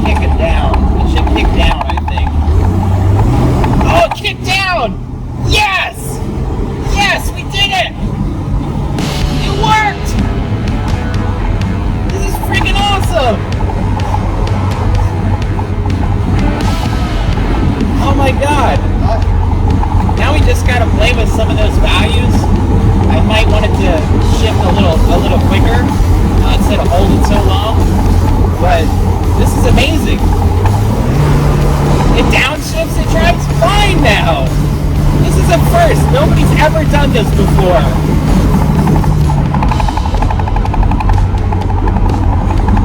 I can't believe that worked first try.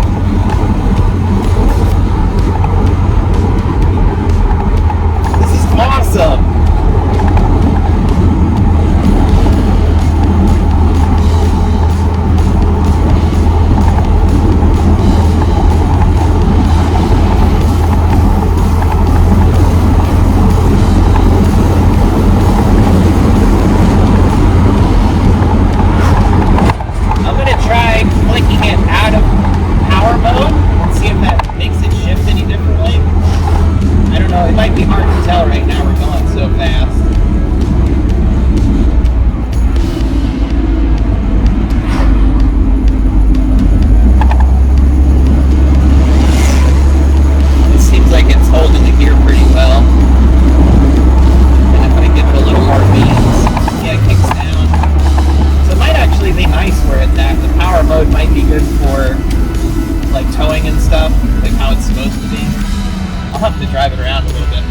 This is amazing. I'm so happy.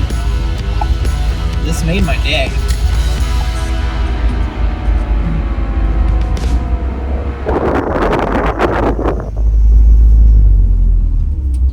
Alright, I'm gonna pull out of here and drive like a normal human being.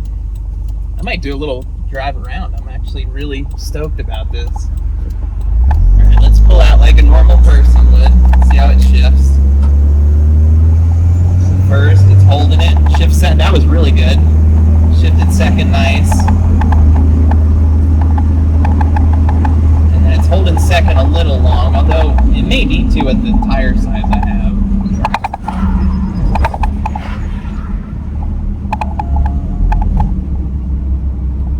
I'm gonna make a right up here. I'm not gonna go right back home since this is working. I do need to finalize everything. It's just laying on the seat next to me. So there's still more to do. This is actually really nice. We're going up a hill, and I'm in drive, and it's going up the hill normal. Wow, that is awesome.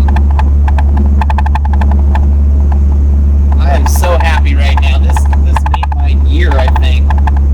This is almost as good as putting the Supercharger on, figuring out this problem. I'm finalizing my installation here. I have these little pin things that go into the header here, and then I took some hot glue and I hot glued them in there so that way they won't come out, because they kind of just slide in there, those pins. So the hot glue is just a safety measure here. So let's do the final install on the vehicle and complete the project. I've got my Arduino permanently installed. I did have to add a capacitor for when the electric fan kicks on. It makes the voltage kind of surge, and the capacitor helps smooth it out. I also have connected the USB power supply thing to the battery, directly to the battery. That helps with those voltage fluctuations. The Arduino wants a really clean voltage. So I did that, ran those inside with a fuse, of course. And this is the hacked up ECU that I used to kind of make like a plug and play micro squirt harness. And I also have my Arduino wires coming out of there. They run alongside the harness for the micro squirt. It runs up under here and then goes under the dash or the center console. And then around here. There you go. Comes out the other side. If we ever get carpet, that'll hide that nicely. I might zip tie it up a little bit, haven't gotten that far. And I drilled a hole, put a grommet in the center console, and I mounted it in the center console with some stick-on Velcro. It was like, I don't know, 95 degrees today, and I parked in the sun all day, and it's still on there. So I think that's some good adhesive, and that's gonna last a while. I'll probably put well, I want to put a plastic partition there that I can just slide in and out. And then I can still use this part of the center console. To be perfectly honest, I just had junk in there pretty much, just spare bolts and things. So I don't think I'm gonna miss out on that little bit of space in there, to be honest with you. But then when you close this, it's all hidden and everything. And yeah, I drove it to work today. Alright guys, today I took the truck to work. Also got a haircut, long overdue. And it worked pretty good. I didn't have any issues. Before I had issues with the, when the fan kicked on, the Arduino wasn't working correctly. So the capacitor has fixed that and also going directly to the battery. So that's better. It's like a 30-minute drive there and back. So it was a really good test to really get a feel for what was going on and how it was working. I think that there was 2 values on my table that I need to switch, I think. I kind of just guessed on where they should go.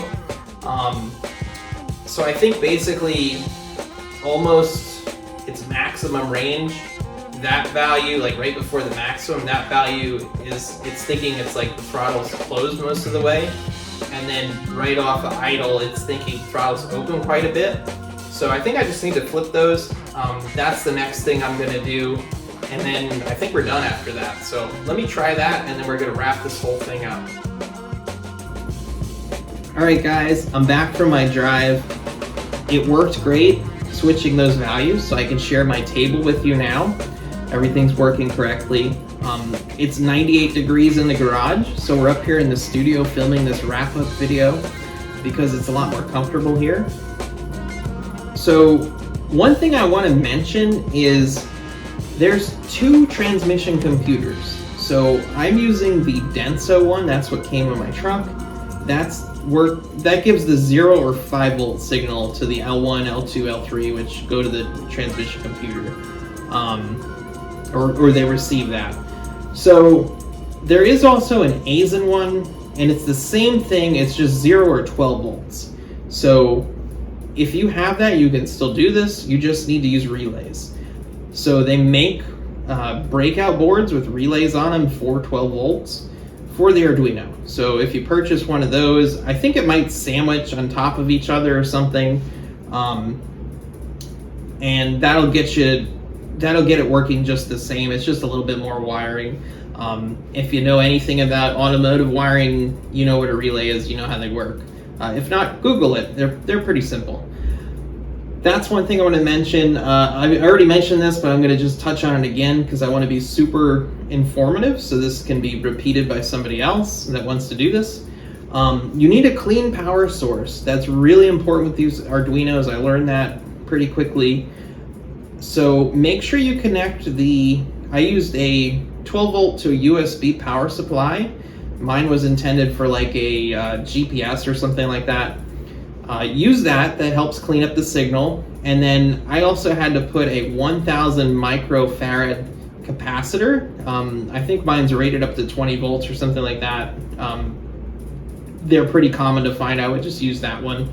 And it says 1000 and it looks like a UF after it. That means microfarad. So just hop on Amazon. I got a big box of different capacitors because I'm sure I'll do other projects, and it was cheap. So that's really cheap. Really, this whole project was extremely cheap. I want to say maybe $50 invested, and I have another Arduino. I have a whole bunch of capacitors, resistors, jumpers or whatever to prototype something else or whatever, make something else. So it's a really cheap project. Anybody could afford to do this. The other thing I want to mention is there's also Arduinos that have Wi-Fi capabilities. It probably would have been helpful to have one of those. I didn't really do a lot of research, so I probably would have got the breakout board with the screw terminals. They sell those, and I would have got the Wi-Fi Arduino, I think, because it would have been easier to upload code, and it would have been easier. I think you can also look at the input values and stuff in relatively real time or close to real time. So that would have been helpful also to see what it's doing and what values. It would have made it a little bit easier. I had to guess a little bit, like I wasn't sure if my values were switched, but I already kind of had a hunch that they could have possibly been switched, and then I drove it and kind of guessed that. It would have been nice to just be able to see that real time, that data, and go, oh look, it's doing this, we know. So I'd probably get the Wi-Fi one if it's not much more money. It would be worthwhile. So now I can share my table, basically. of my values. So I'm going to put that up now. And while I'm showing you that, I'm going to mention you might need to adjust these values depending upon your tire size, weight, gear ratio, all that good stuff. It's pretty easy to adjust. It's pretty simple. Just play with the numbers. What I would recommend, save my file or my code or whatever, save that, and then save another one where you edit it and just play around with it and just mess with it till you get the result you want. It's pretty simple. The other thing I want to mention is the hysteresis. Basically what that does is keeps it from changing states until it's seen a certain amount of change. So it keeps it from like surging from different, like if it's in different states, it might be like locked and unlocked, like surging back and forth, like converter searching back and forth. So the hysteresis controls that. I think it's like 10 or 20 right now. Maybe go up by 10s, something like that, like 5 or 10, until it's not doing any surging or anything. Ideally, you probably want like the lowest value you can get away with and not have surging. 20 seemed, or what the 10 or 20 it's at seemed okay, but I don't know, I want to say I have under 2 hours of drive time, so I just maybe haven't experienced it yet. So play with those values. If you save a copy of the code, don't be afraid to mess around with it. And then you can also use, like I use ChatGPT, and that actually helped me. So you might be able to use that if you're having issues, or if you alter something, it might be able to like check the code for you. The other thing that I want to mention is I'm going to put a link to the code one way or another. But what I'm going to do right now is I'm going to put that code up just in case we're 10 years down the road and that link's not working anymore or something. I want everything to be in the video so anybody can do this. I really want anybody to be able to do this.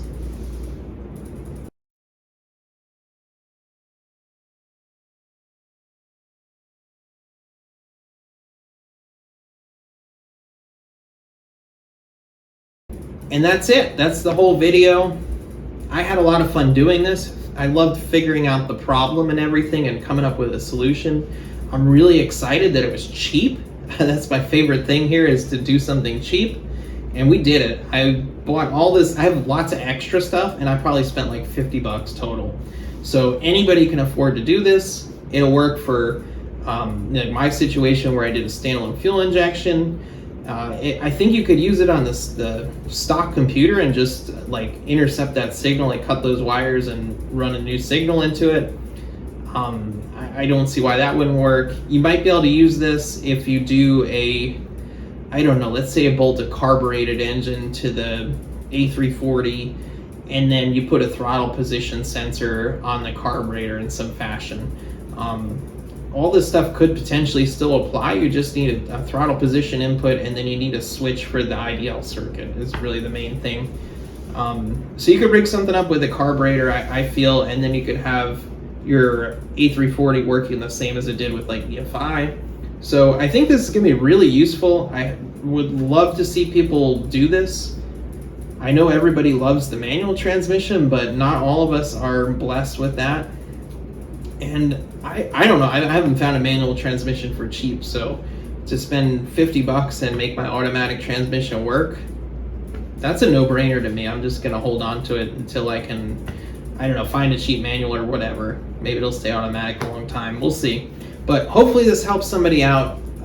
Leave comments if you have questions, if you do this yourself, maybe you figure out new features you could add to this. Like, I'm envisioning you could potentially also have the map sensor control the table. Maybe there's 2 or 3 tables that are controlled with a map sensor as well to switch different tables for sooner kickdowns and things like that. Maybe that's something someone does. My goal was just get the transmission working again, and that's what it's doing. It seems to be working quite well, and it's been a great success. So stay tuned for my next video. I have all sorts of things planned. We got to work on the Dart. We got to get that supercharger on there. I probably need to, I feel like I need to work a little bit more on maybe the ignition system on my truck, and then we'll eventually go to ethanol and stuff like that. So I got tons of videos that I'm going to come out with. Subscribe, and I'll see you next time. So I did something stupid when I built this thing. I didn't use my brain, and we're gonna fix it today. Let me kind of explain. I've had decent success getting this thing tuned, but there's been like some stuff that I couldn't get it perfectly fine tuned. There's been some weird stuff that I'm just kind of scratching my head thinking, why isn't this working right? Is it me because I'm not the greatest tuner in the world? This is only the second thing I've ever tuned. And yeah, I'm just kind of wondering, is it me? Is it something with the setup? Is it a parameter? And I was driving home today and it kind of dawned on me. I've got the intake air temperature sensor up here right at the beginning. And that would be fine if it was naturally aspirated. But let's follow the path here. It goes in the throttle body, follows its way around, and it gets right here. And this puts out a lot of heat. So this isn't doing much good. It's doing a little bit of good because it's reading like the temperature of the air coming in. But really, I need to read it at the base of the supercharger, or somewhere after the supercharger is really what I need to do. So let's try and figure out how we can do that without totally re-engineering everything and making this a huge process. Let's try and figure out a nice, easy way to do this. All right, so I think my best bet right here, this thing is a bypass valve. Maybe I'll do a video on that. Basically, when there's vacuum, this valve will open and it recirculates. That way it doesn't build any boost. So you can like cruise down the road if you're in vacuum. So if you're just cruising, it's not building any boost. And then it makes the supercharger spin easier and you get better miles per gallon and it idles better and stuff like that. So that's why I put that in there. It's not necessarily a race car and it wasn't that hard to add it anyway. So I figured why not. But I think my best bet is there's like a hose nipple coming off of there for the special hose that can take boost, and it goes into a 90 into the bottom of this thing. And I think my best bet is to somehow tap into there, because then I don't have to alter the manifold or anything like that. It's more or less the piping for that bypass valve that I have to alter. So I think that's going to be my best bet. I just need to figure out how I'm going to route it to accomplish that. Maybe I can also move it, because it's a little annoying back here anyway. It packaged really nice to make a short tubing distance, but like, I don't know, this thing's kind of hitting. I had to put a hose around it. So I might be able to make a lot of good come out of it by moving things around. So let me try and figure that out off camera here, and then I'll follow up with you guys. I'm back. I got some things locally to try and make this happen right away. I think it's going to improve my drivability. It's been a little bit worse now that it's getting really cold in the mornings, and the middle of the day is kind of decent, like close to 60 or 70, and then nights are really cold. So I think this is going to help a lot. So I'm trying to make it happen ASAP so I can get that fixed, and then maybe improve upon it after that. But basically what I have here, I got a pipe nipple. I've got this fitting, which should fit the sensor. I'm probably going to cut it down so it fits nice and goes in the path of flow, but doesn't restrict flow through this pipe. And then it'll fit right here. And then I need a coupler. That's where I'm struggling right now. This possibly could work, or maybe a radiator hose.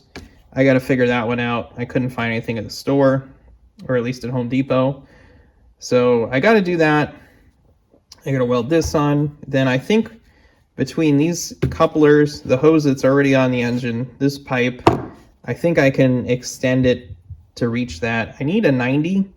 I don't know if I'm going to make it or if I'm going to buy one. I couldn't find one at Home Depot. So I don't know. We're figuring out as we go. That's what I have so far. So I guess let's try and weld this into that, and that'll be where we start. All right, I got my pipe prepped here. Got a big old hole, and then I contoured this to fit the pipe or cope or whatever they call it. So it fits pretty nicely. I'm ready to weld that on. One thing I'm going to point out real quick to you is galvanized coating is not good to breathe in. You don't want to get this hot. You don't want to weld on it.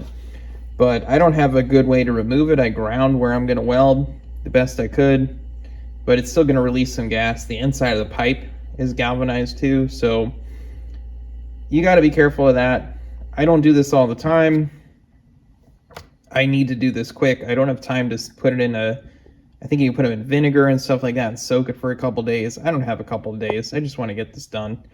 Sandblasting is good too, but I don't have a way to sandblast. So I'm just going to weld it, and I'm going to try not to breathe it in, and then I'm going to leave the room for a while, go eat some dinner, and come back, and hopefully I've limited my exposure.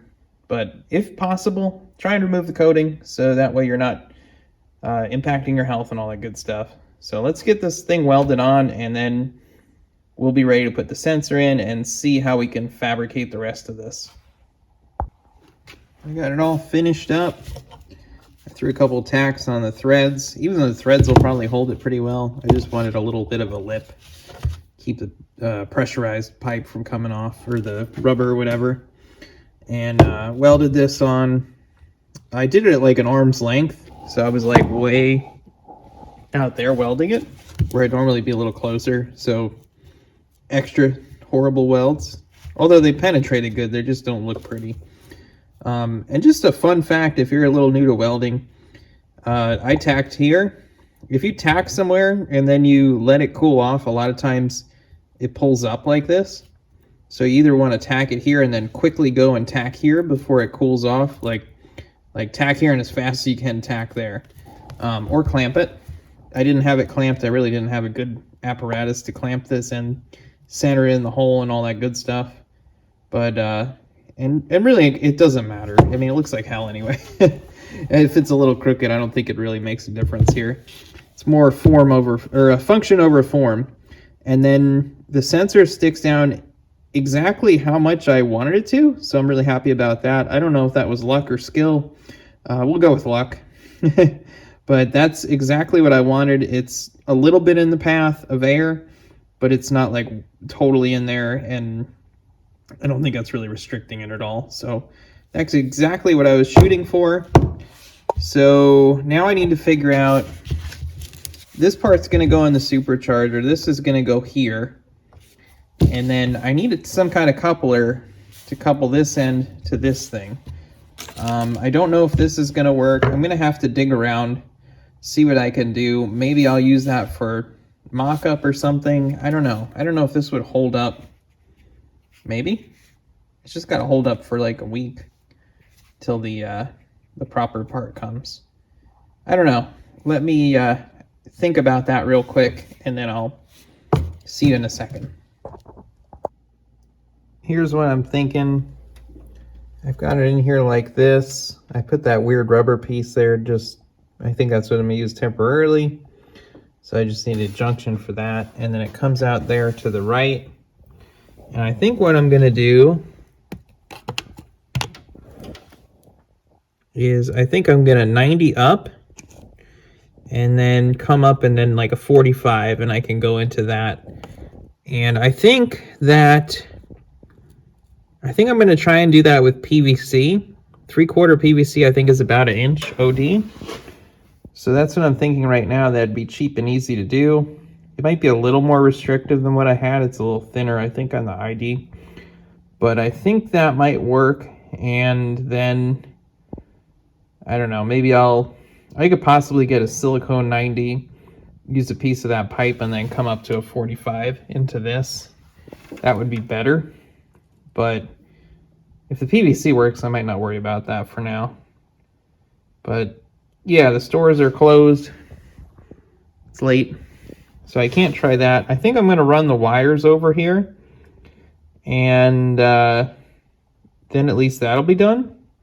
And maybe find a plug for here. Or I guess I could just get a plug. If that's MPT, I could just get an MPT plug, I guess, tomorrow. All right, that's the plan. Let's run the wires quick and then go to bed. All right, I got it wired. I tapped it in right there. Followed this harness around here. Zip tied it to the harness there. Followed it around. And then I still need to zip tie around the battery box here, but I wanted to kind of show you guys. There's the rest of it. I think I have a little extra, but I think that'll be fine. I did, I cut this plug off and I lost it for about a half an hour and found it down here laying on the body mount. So I wasted a half an hour looking for that. So it took way longer than it should have, but it's done now. And it's time to go to bed. We'll try and get some PVC in the morning and maybe we can complete the project and get a little bit more accurate temperature reading. I've got the parts. This should be enough to make it all happen. I got some 45s, some 90s, some straight pieces. I got a coupler in case I need that.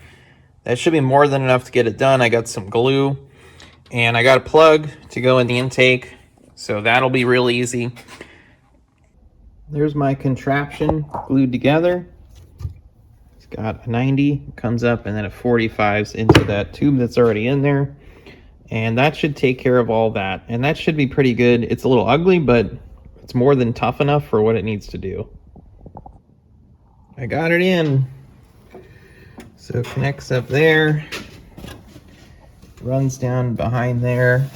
90s into the bypass valve, and then it comes up. The sensor is back there. And then it goes in to my normal pipe. So that works. Let's I gotta run the vacuum line a little bit longer, but it's plugged in. I just gotta run the vacuum line and put the battery in and we can start it. I got everything buttoned up. Let's start it up. Actually, first I'm gonna check before I start it, and I'm gonna just make sure it's reading. And then I'm gonna start her up, gonna let it idle, and just let it slowly heat up. It should heat up as the motor warms up. And just tune it that way, make adjustments, and then that should get me roughed in, and then I can make some adjustments on the way to work and stuff like that. So let's get this thing started up.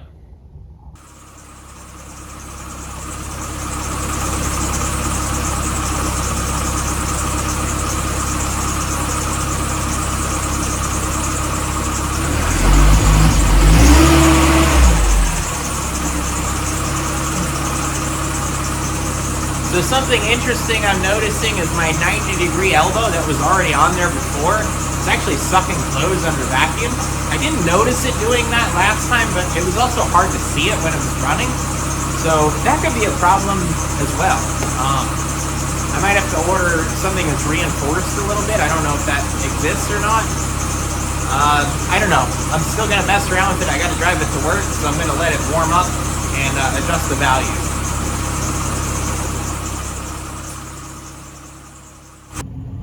Quick update, this is taking forever, but we're up to 140 degrees. The ambient temperature is probably about 50 degrees right now. So that seems a lot more accurate. I don't think I'd ever get around there with where the sensor was before. I'd probably be at like 110 at best. Maybe not even that much. So this is way more accurate. It's been about 45 minutes. It's late, I'm not doing anymore. This is going to be plenty to get me on the road. It was interesting, it went up to 140 degrees. It'll be really, really informative to drive it on the street and just see what temperatures it reaches under boost and stuff like that. I didn't really have that data before. It was just basically ambient temperature. So it's going to be really interesting to see what it picks up, and I'll let you guys know. So I've been driving almost a week, and the results are really good. The temperature reading obviously is so much more better and accurate.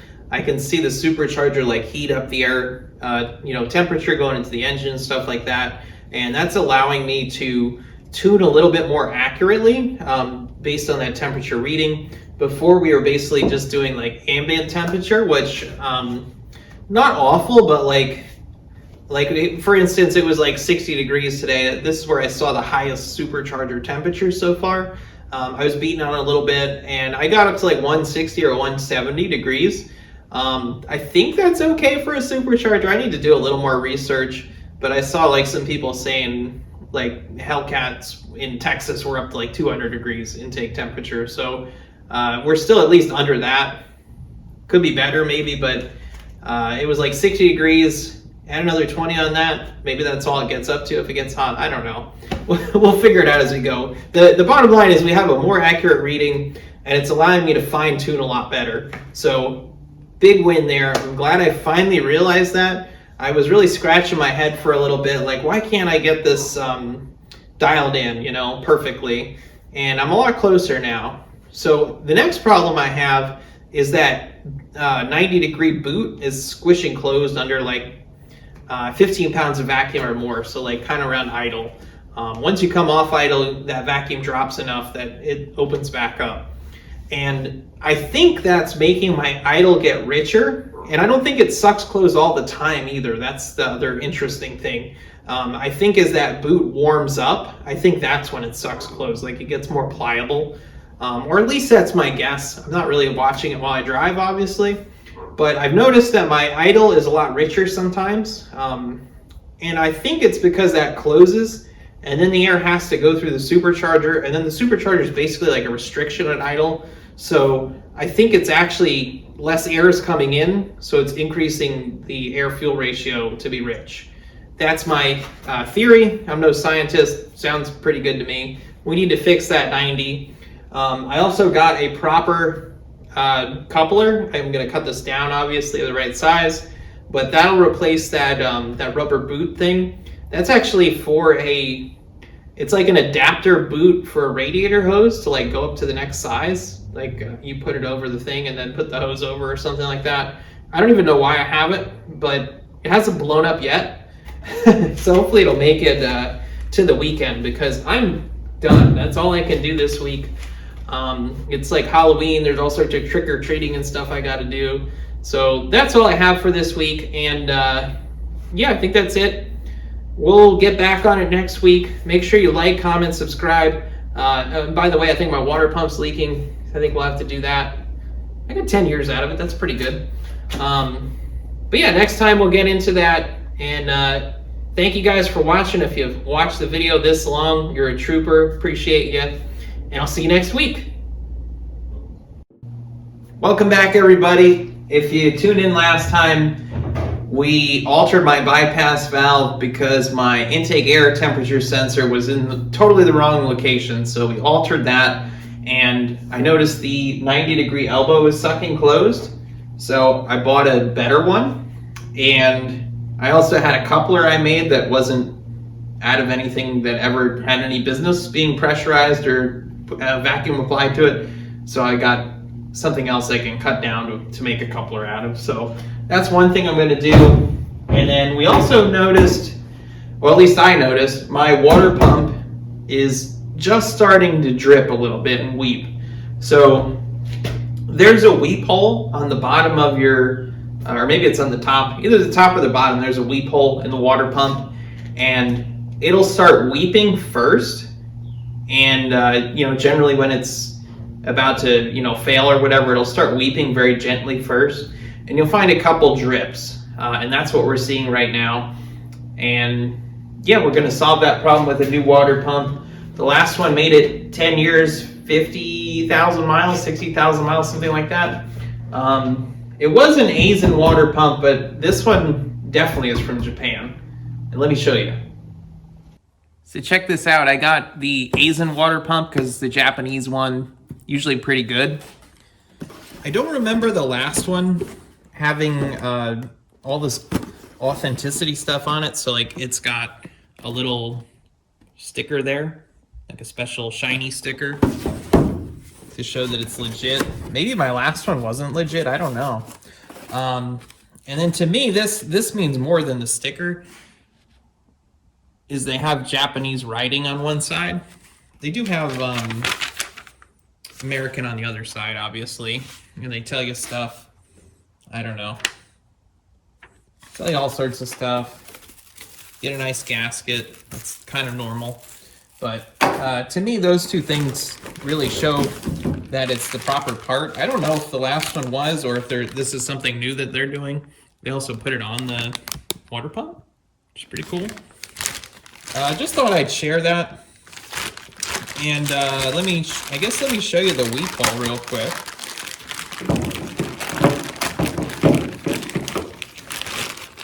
If I can get this thing out. There. So right there is your weep hole. I think that's actually on the top. Oh wait, there's one on the bottom. I stand corrected. It's on both sides. So basically what'll happen is it'll start weeping out of the hole. Once the bearing clearances open up, then I guess the gasket will fail, or the seal back here will fail slowly, and then it'll leak.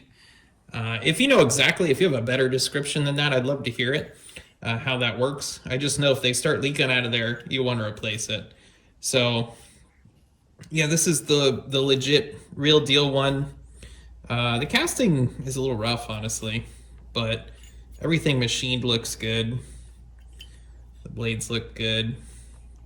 So yeah, let's install that. I think I'm going to also do a second video and do a how-to video on how to replace the water pump, just to boost my subscribers and views and stuff. I think that'll be a good little video if somebody's searching for that.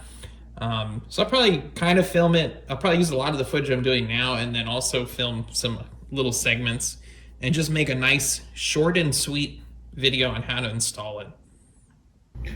So there's this band that practices in my neighborhood somewhere, like a couple houses down, and they're really good, actually, from what I can hear from my house.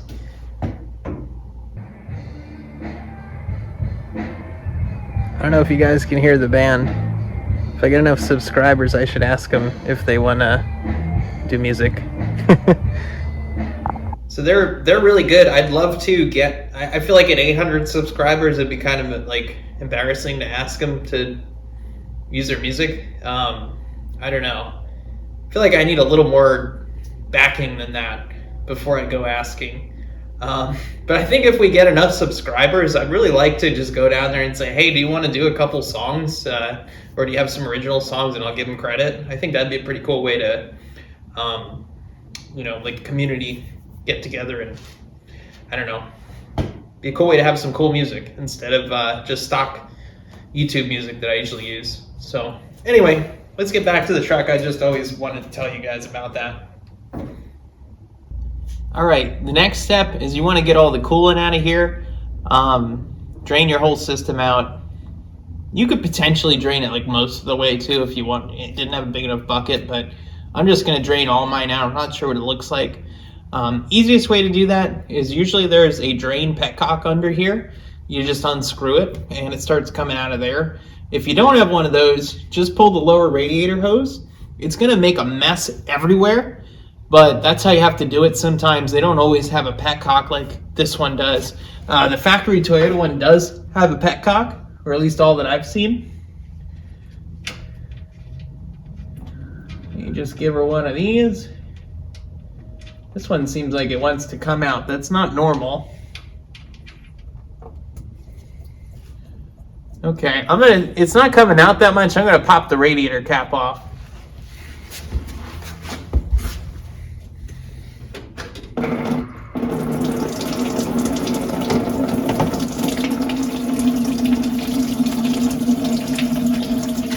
Good thing I picked this bucket. It's going right back into this lid and then going in. 5-gallon bucket should be plenty. If you have a car or something, oil drain pan will work, but then you'll have oil in it if you if you go to reuse it. So keep that in mind, or clean it out if you have to use an oil drain pan. And that's pretty much it. That's how you drain it, and we'll move on to the next step. So I was a little stupid. I pulled my petcock all the way out. I should have just loosened it and then took my radiator cap off. My radiator cap was really sealing this very well. So yeah, don't take the petcock out. And then real quick, if you have a Toyota radiator, this is actually the stock one. It filled up with rust and stuff. I saved it in case I wanted to rebuild it, but that's what the petcock looks like. So you just unscrew this. Well, actually it's already unscrewed, but you just unscrew that and then it'll come down this cool hose. Very good thought from the factory. So let me show you what I'm going to take out, and then I'm going to time lapse it so you don't have to look at it. My engine is a little different than a stock one, but pretty much all this is going to apply as well. So you're going to take your intake tube off. The stock one's pretty similar. It's just plastic. Take that off, get it out of the way. You're going to want to take all your belts off, and then I'm going to give you a tip. That's the water pump, the fan, it bolts on that normally. So what I would recommend before you take any belts off, take a 10 millimeter open end wrench, loosen all 4 of those nuts. You can use the belts to help hold it. At least get them loose. You don't have to take the fan off just yet, but crack them all loose. You're gonna thank me for telling you to do that. It makes it a lot easier, because otherwise if you take the belt off, that spins free and you got to try and hold it with something, and your life's a living hell. So do that. I'm going to pull the radiator. I'm pretty sure you have to do that on the stock one, or it's just a heck of a lot easier. I think the shroud, you might be able to leave the shroud on, take the fan off, and pull the radiator, fan, and shroud all out in one go. So that's pretty much what I'm going to do. I'm also going to remove my battery. It just makes taking the Supercharger belt off easier. I don't think you have to do that for the stock motor, although it may not be a bad idea to disconnect your battery so it doesn't start for some reason while you're working on it and mangle your fingers. Safety disclaimer, I guess. But I'm going to do that stuff right now, and I'm going to time lapse it.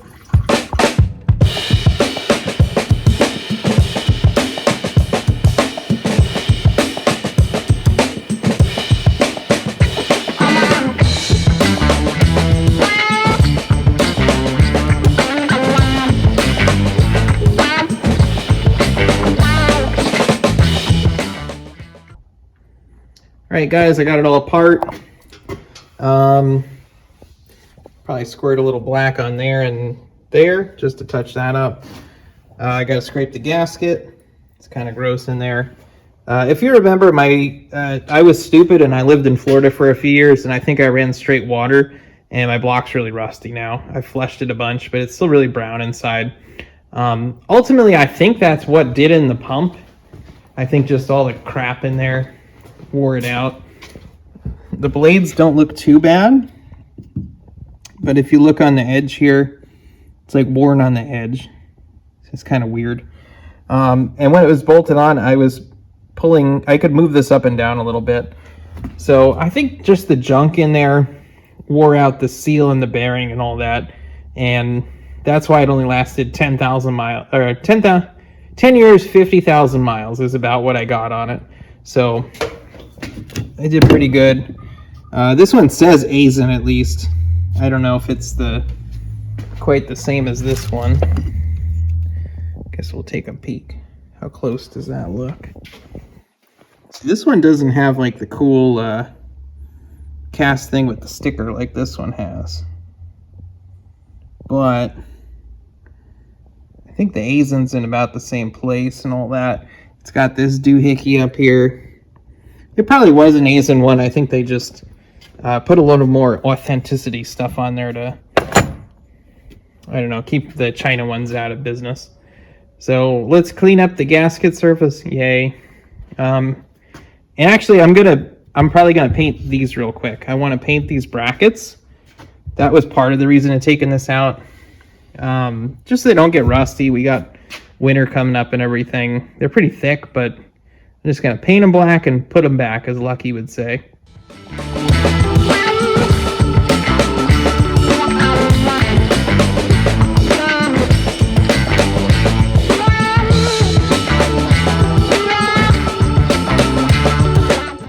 I got the water pump installed, and my brackets are painted over here.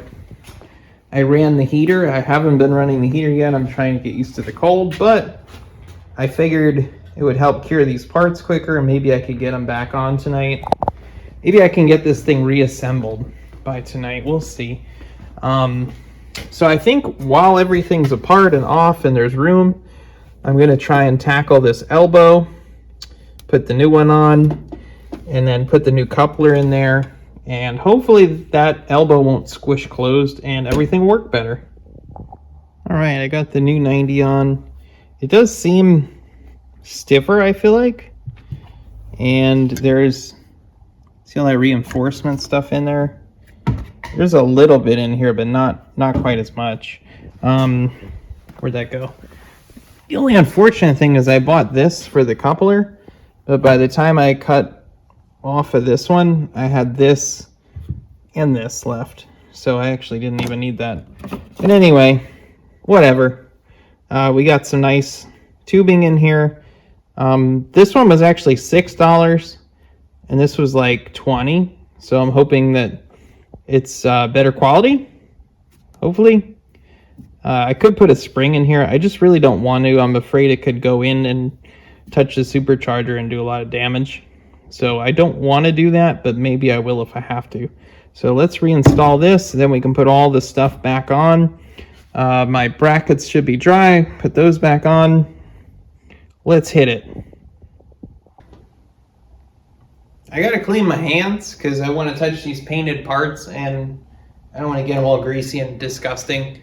I've always been a big fan of Gojo. Everybody seems to be. But I found this goop stuff. I've seen it before. But this goop stuff works fantastic. And I wanted to show you. I mean, my hands are not very clean. It's, I don't know, they call it a waterless cleaner. So it seems like the best, or what you're supposed to do, is rub some on.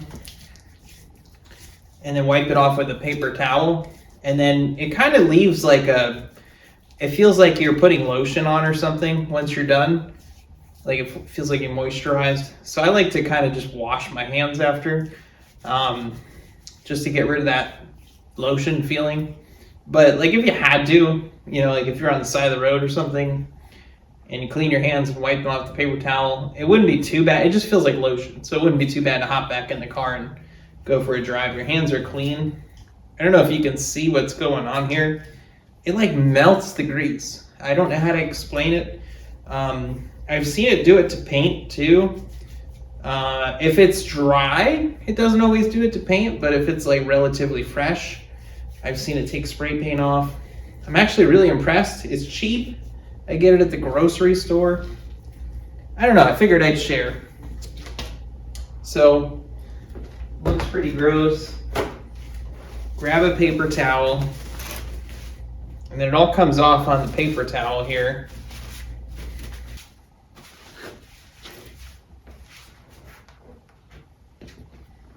I mean, I don't know, that's pretty good.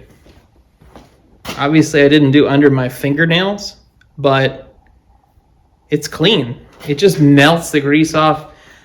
I don't know, I was amazed the first time I used it. I highly recommend that product. I guess, I feel like it's been around forever. I don't know how Gojo became this popular product, or maybe it worked better at one point. Gojo, I'd still be sitting there like scrubbing and, you know, scrubbing the pumice stuff into my hand and like, I don't know. That doesn't have any pumice. There's no pumice in there. Cleans it right off. So I don't know. I just wanted to share that with you guys. That's a good product. Pick it up. It lasts a long time. I got my brackets all mounted. They were cured really nicely. They weren't tacky in the slightest. So that worked out really well. I think I put them in front of the heater and it's probably been like 2 hours, I would say tops. And they're totally dry. So that was awesome. It's nice. They're a little funky, the brackets, but it's nice that I have painted nice brackets for my fan. It's solid. This thing isn't going anywhere. So I'm really happy about that. Let's put this thing back in and start reassembling.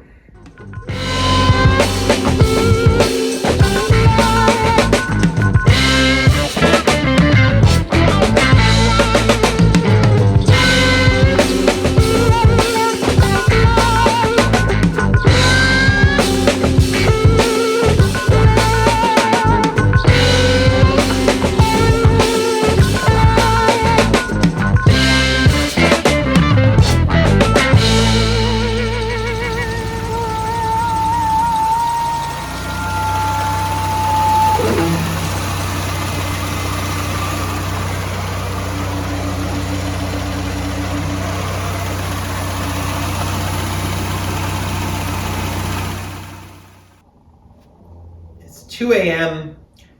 Everything's done now. The water pump's changed. It's not leaking. I topped off the coolant.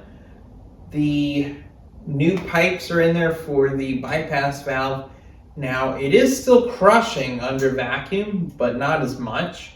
So I may need to get rid of the PVC, because that's honestly, it goes, it starts as 1.25 inches, and then once it gets into the bypass valve, it goes to 1 inch, and then actually the inside of the PVC is 3/4 because it's so thick. So maybe getting rid of the PVC would solve that issue. I'm not sure. Right now, it's good to go. I'm going to take it for a drive in the morning, see what happens, see how it is, and then I'll report back to you guys, let you know what I think. It's been a couple days. The water pump's working out great. Obviously, I thought that'd be fine. This elbow is squishing still. The nicer elbow really isn't making a difference. I think it's just sucking. Honestly, I think what it is necking down so far with that PVC. It's kind of like if you get a piece of ice stuck in your straw, you know, it doesn't want to suck, and the straw wants to collapse. I think that's kind of the concept of what's going on here.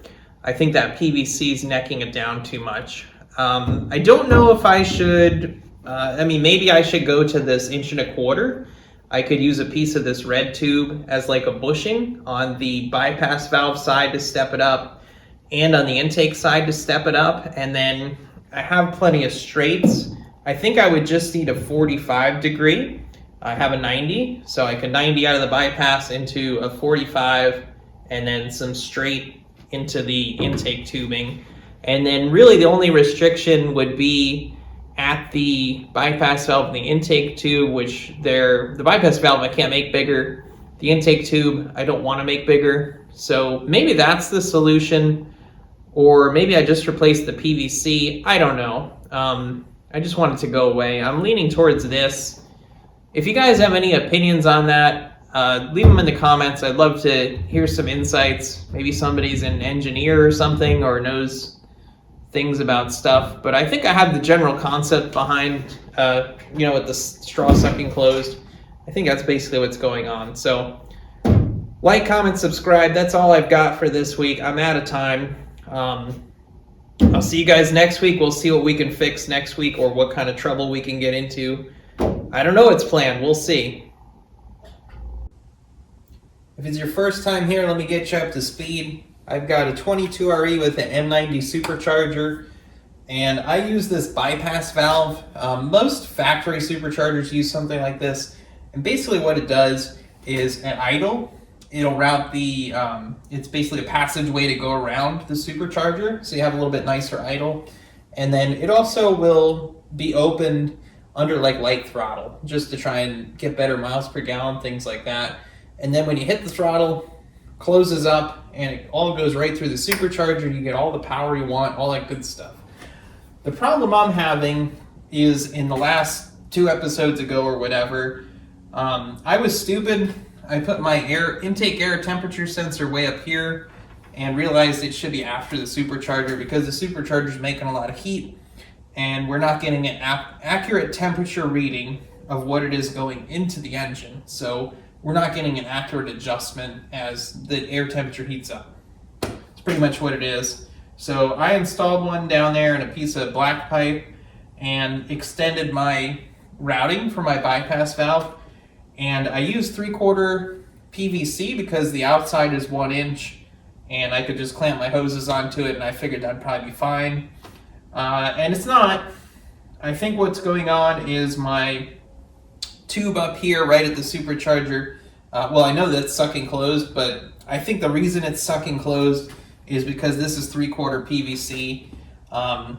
Before it's 1 inch on this side. The supercharger side is like 1.25 inches. So I think with 1 inch it was just barely enough, and going to 3/4 on the PVC, I think that's too small. So I'm gonna fix that. I'm gonna replace that PVC with something a little bit bigger. So there's an elbow here. That's the one that's crushing. It goes down. There's a piece of black pipe that the sensor goes into. It's facing backwards towards the firewall, so you can't see the sensor. And then right under that's the bypass valve. That's the thing that's going to open and close and route the boost, or route the air around the supercharger, which will keep it from boosting at idle and stuff like that. And it goes around, shoots over to a 90, which then comes up this PVC tube into a 45, and then goes into this red flexible silicone pipe, which I have a spring inside of right now. Let me show you what I'm thinking here to fix this. So I went to Home Depot again. It's quick, easy, cheap. I got some black pipe, 45, and I think at first I'm going to use the black pipe, and then depending upon how it works out, I might go and order silicone for that side, but I want to experiment with the black pipe first and then just go from there. So imagine this is the bypass valve. I can use a piece of the red tubing, and I can take this extra 90 that I replaced. Remember, it was crushing, so I got a nicer one, and it's still crushing. So I have the old one. That could potentially slide over the bypass valve with a piece of this red hose on it. Could slide over, and then this is 1.25 inches, so that's actually bigger, which I don't think is a bad thing, and I had it. And then I'm going to go into this straight black pipe, which is 1 inch inside and 1.75 inches outside. And then I can 45 like the PVC is doing. And then I have a little piece that can come out of that. And then this is where I could go a couple ways. I could possibly leave that red piece of piping with the spring in it. I could leave that. I think what I'm going to attempt to do, if I can fit it in there, is I think I'm going to use this as a coupler to couple these two together and replace the red pipe with this with no spring inside. And my hope is that it's bigger, so hopefully it'll flow good. And then one, there won't be a spring in there that could potentially, I don't think it can go into the intake, but there's always this small chance that somehow it works its way into there or something. It causes a bunch of damage. So if I could get away without a spring, if I can just put this bigger pipe, that would be better. So I think I'm going to try that. And then what I can do is, if this all works out, I could get a silicone 45 that has like a long amount extra. And then I think I'll just need like a coupler for here and then a coupler for here where it goes into the 45. And I could do like some kind of aluminum pipe or something that's a little more proper for this application rather than the black pipe. But this is a good way to just get it done and see if it works and then figure it out. There is a possibility maybe my bypass valve just needs to be bigger, or maybe it needs to be pretty much all metal or something like that, you know. That could be it too. But we're going to start here, figure it out, and then the nice thing about something like this is I can always go back, make alterations, make it better, make it nicer, whatever. But this is the first step, is let's play around, see if we can fix it. I want to take this opportunity to let everybody know what's going on with me and the channel. I'm going to make a shift here. Let me explain. I actually have a master's degree in computer graphics and animation. So that's basically like Pixar stuff or like video games, that kind of stuff. I went and got a degree in that about 10 years ago, and then I got out of college and I wasn't really sure if I wanted to do it. I really like cars. I wasn't sure if I wanted to do something with that. I think honestly I was just scared to do it, looking back now. But I've decided that I need to go back and pursue that career. I have a master's degree in it. I'm a fool for not doing that at this point. So the problem is now is the programs that I use for that, I haven't used them basically in 10 years and I'm really rusty. So I need to train myself back up. I need to, basically build some sample work to be able to show people.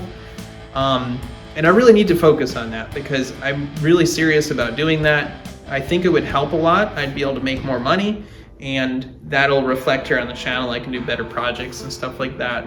So basically for the next, hopefully month or two, that's what I'm gonna be focusing on. I'm still gonna do videos. I'm gonna try and put something out once a week, but I don't know what I'm gonna be able to do. This is really like I love doing this, don't get me wrong. If I could just do this for a living, I'd love to. But I need to focus on that because that's a really good opportunity I have, and I need to get serious about it, and I need to train myself up and just get into that field. So if you notice that I'm not doing as many videos, or maybe they're shorter, whatever, that's why. I wanted to at least let you guys know what's going on. I'm crossing my fingers. Hopefully everything will go good. I'm gonna just try and kick butt and make it all happen, but just bear with me a little bit while I'm doing that. So thank you guys for supporting me. Make sure you like, comment, subscribe. That also helps support me. And let me get back to this video and we'll fix the truck, hopefully. All right, I got it kind of mocked up here. So that's the original. And then this is the new one. It's pretty much the same thing for the most part. I might have to cut this shorter. I wanted to get a 6-inch one and they only had 8. So I may have to cut that shorter. I'm gonna tack this. Or actually, I might even burn all the way around, honestly. Because if it heats and cools, a lot of times it'll loosen up. And I don't want to take that chance. I just want it to be done. So I'm gonna tack that, put a couple beads on each end to hold the silicone on. And then just for reference, this is 1-inch ID and this is 3/4 ID. There's a pretty big difference. And this actually, if I shove it on here, it fits over the OD of this. So it'll flow way better than the PVC ever did. And hopefully that'll solve it. Oh, I'm gonna take this and throw a bead on each end of it. And I think we can couple these two together with that for replacing the upper red hose with the spring in it. So let me burn this stuff in and I'll follow right up with you. All right, we got it all set up. 1.25 inch going down to the 1-inch black pipe. And we got it, it's hard to see, but we got it going down here. The 90 is a little bit pinched. I probably should have cut the tube shorter, but I think it's okay. We're gonna give it a shot. It's way bigger than what we had. Let's idle it and see what happens.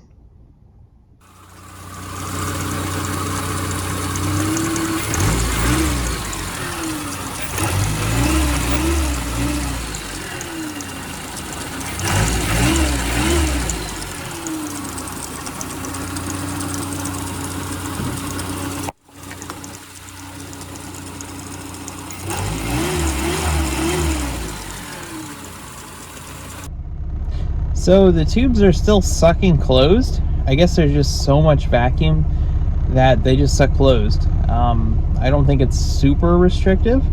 So one thing I am curious about is when this is at idle, so I'm at like 20 pounds of vacuum. When I put it in gear, it goes down to like 16 or something like that. So I'm gonna throw the camera on and throw it in gear and see if they open up at all. Maybe it is actually better. It just doesn't seem like it. I'm gonna look. I think the only other option though, if that doesn't work, is I think just hard tubing for it. So I don't know, let's throw the camera on and just see what happens when I drop it in gear.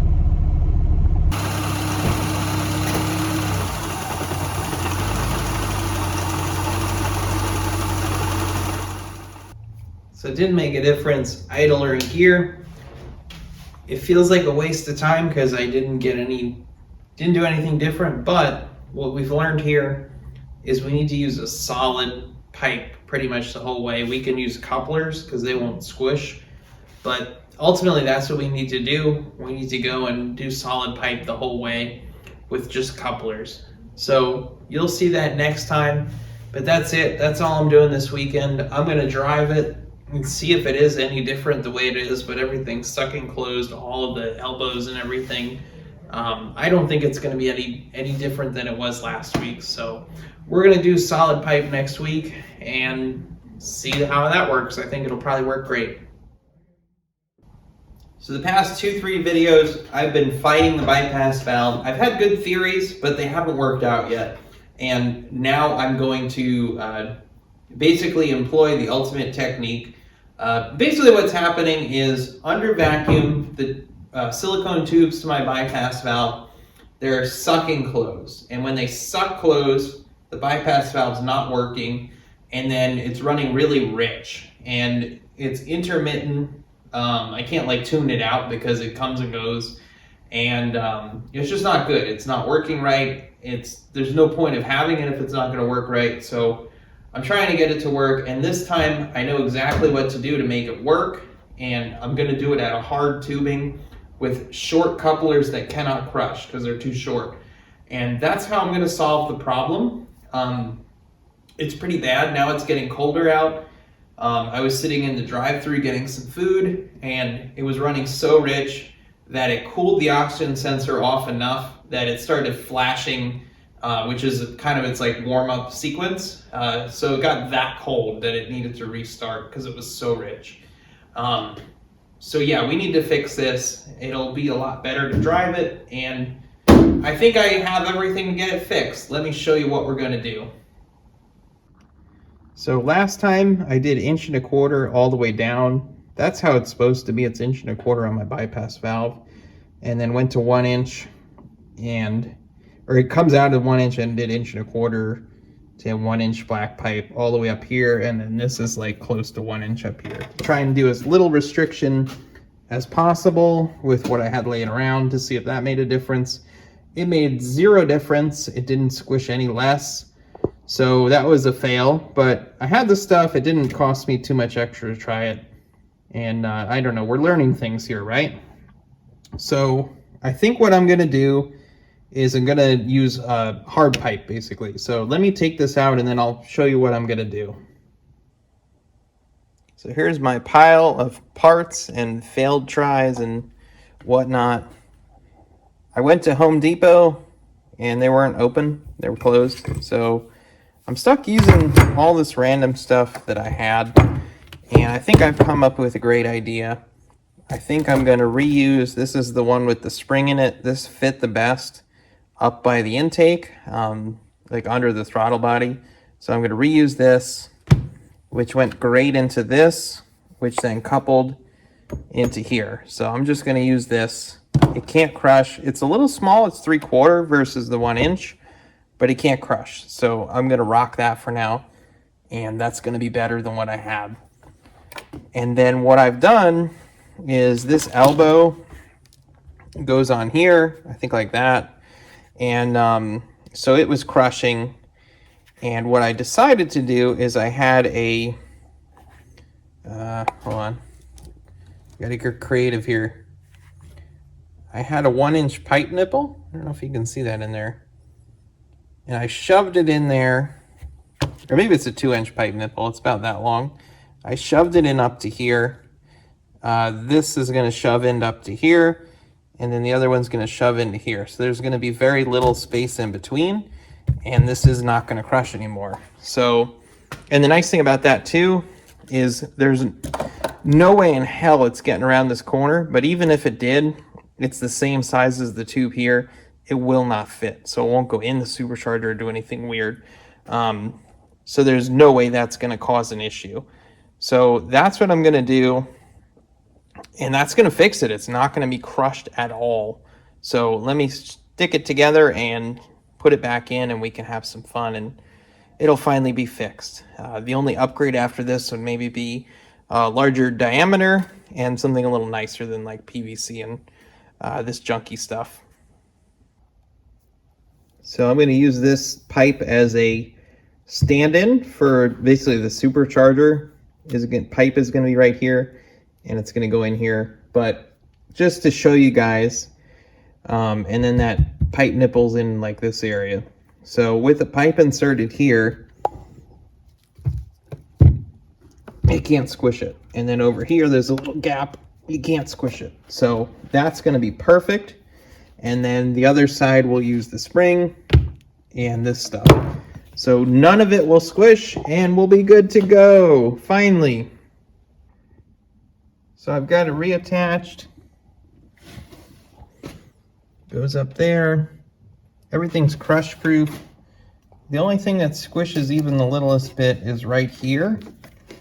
And that's not too bad. We'll keep an eye on that. But I don't think it's going to be able to squish completely closed. I don't think it's going to be possible. So I think it'll at least be 1 inch to match the other side of the equation here. All right, it's all back together. I'm pretty confident it's going to work now, but let's start it and just double check that we're not going to have the tube sucking closed anywhere.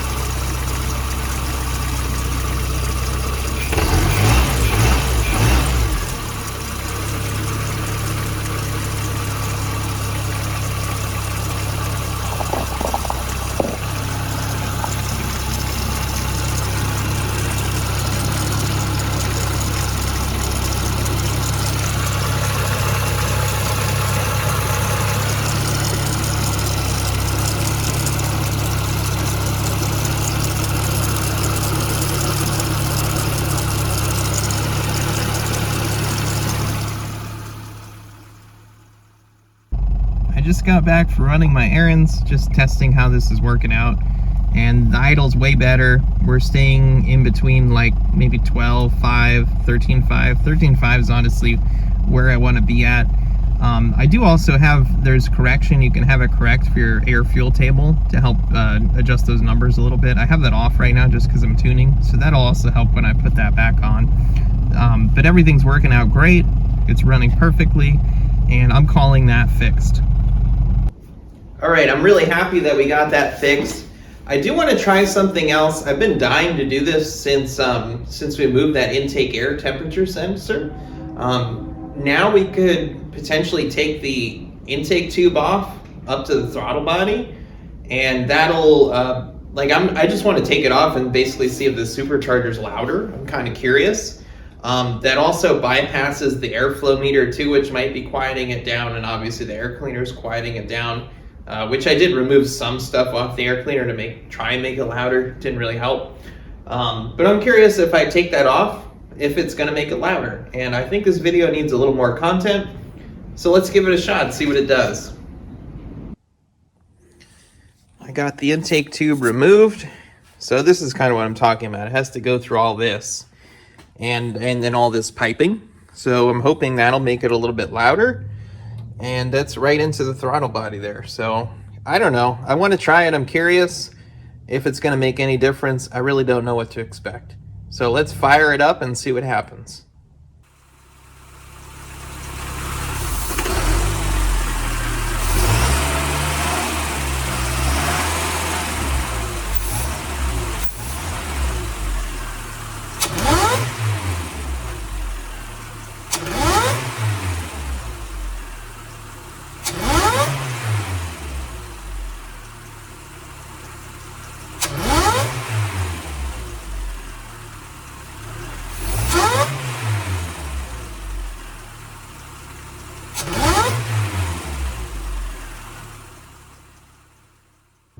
That was insane!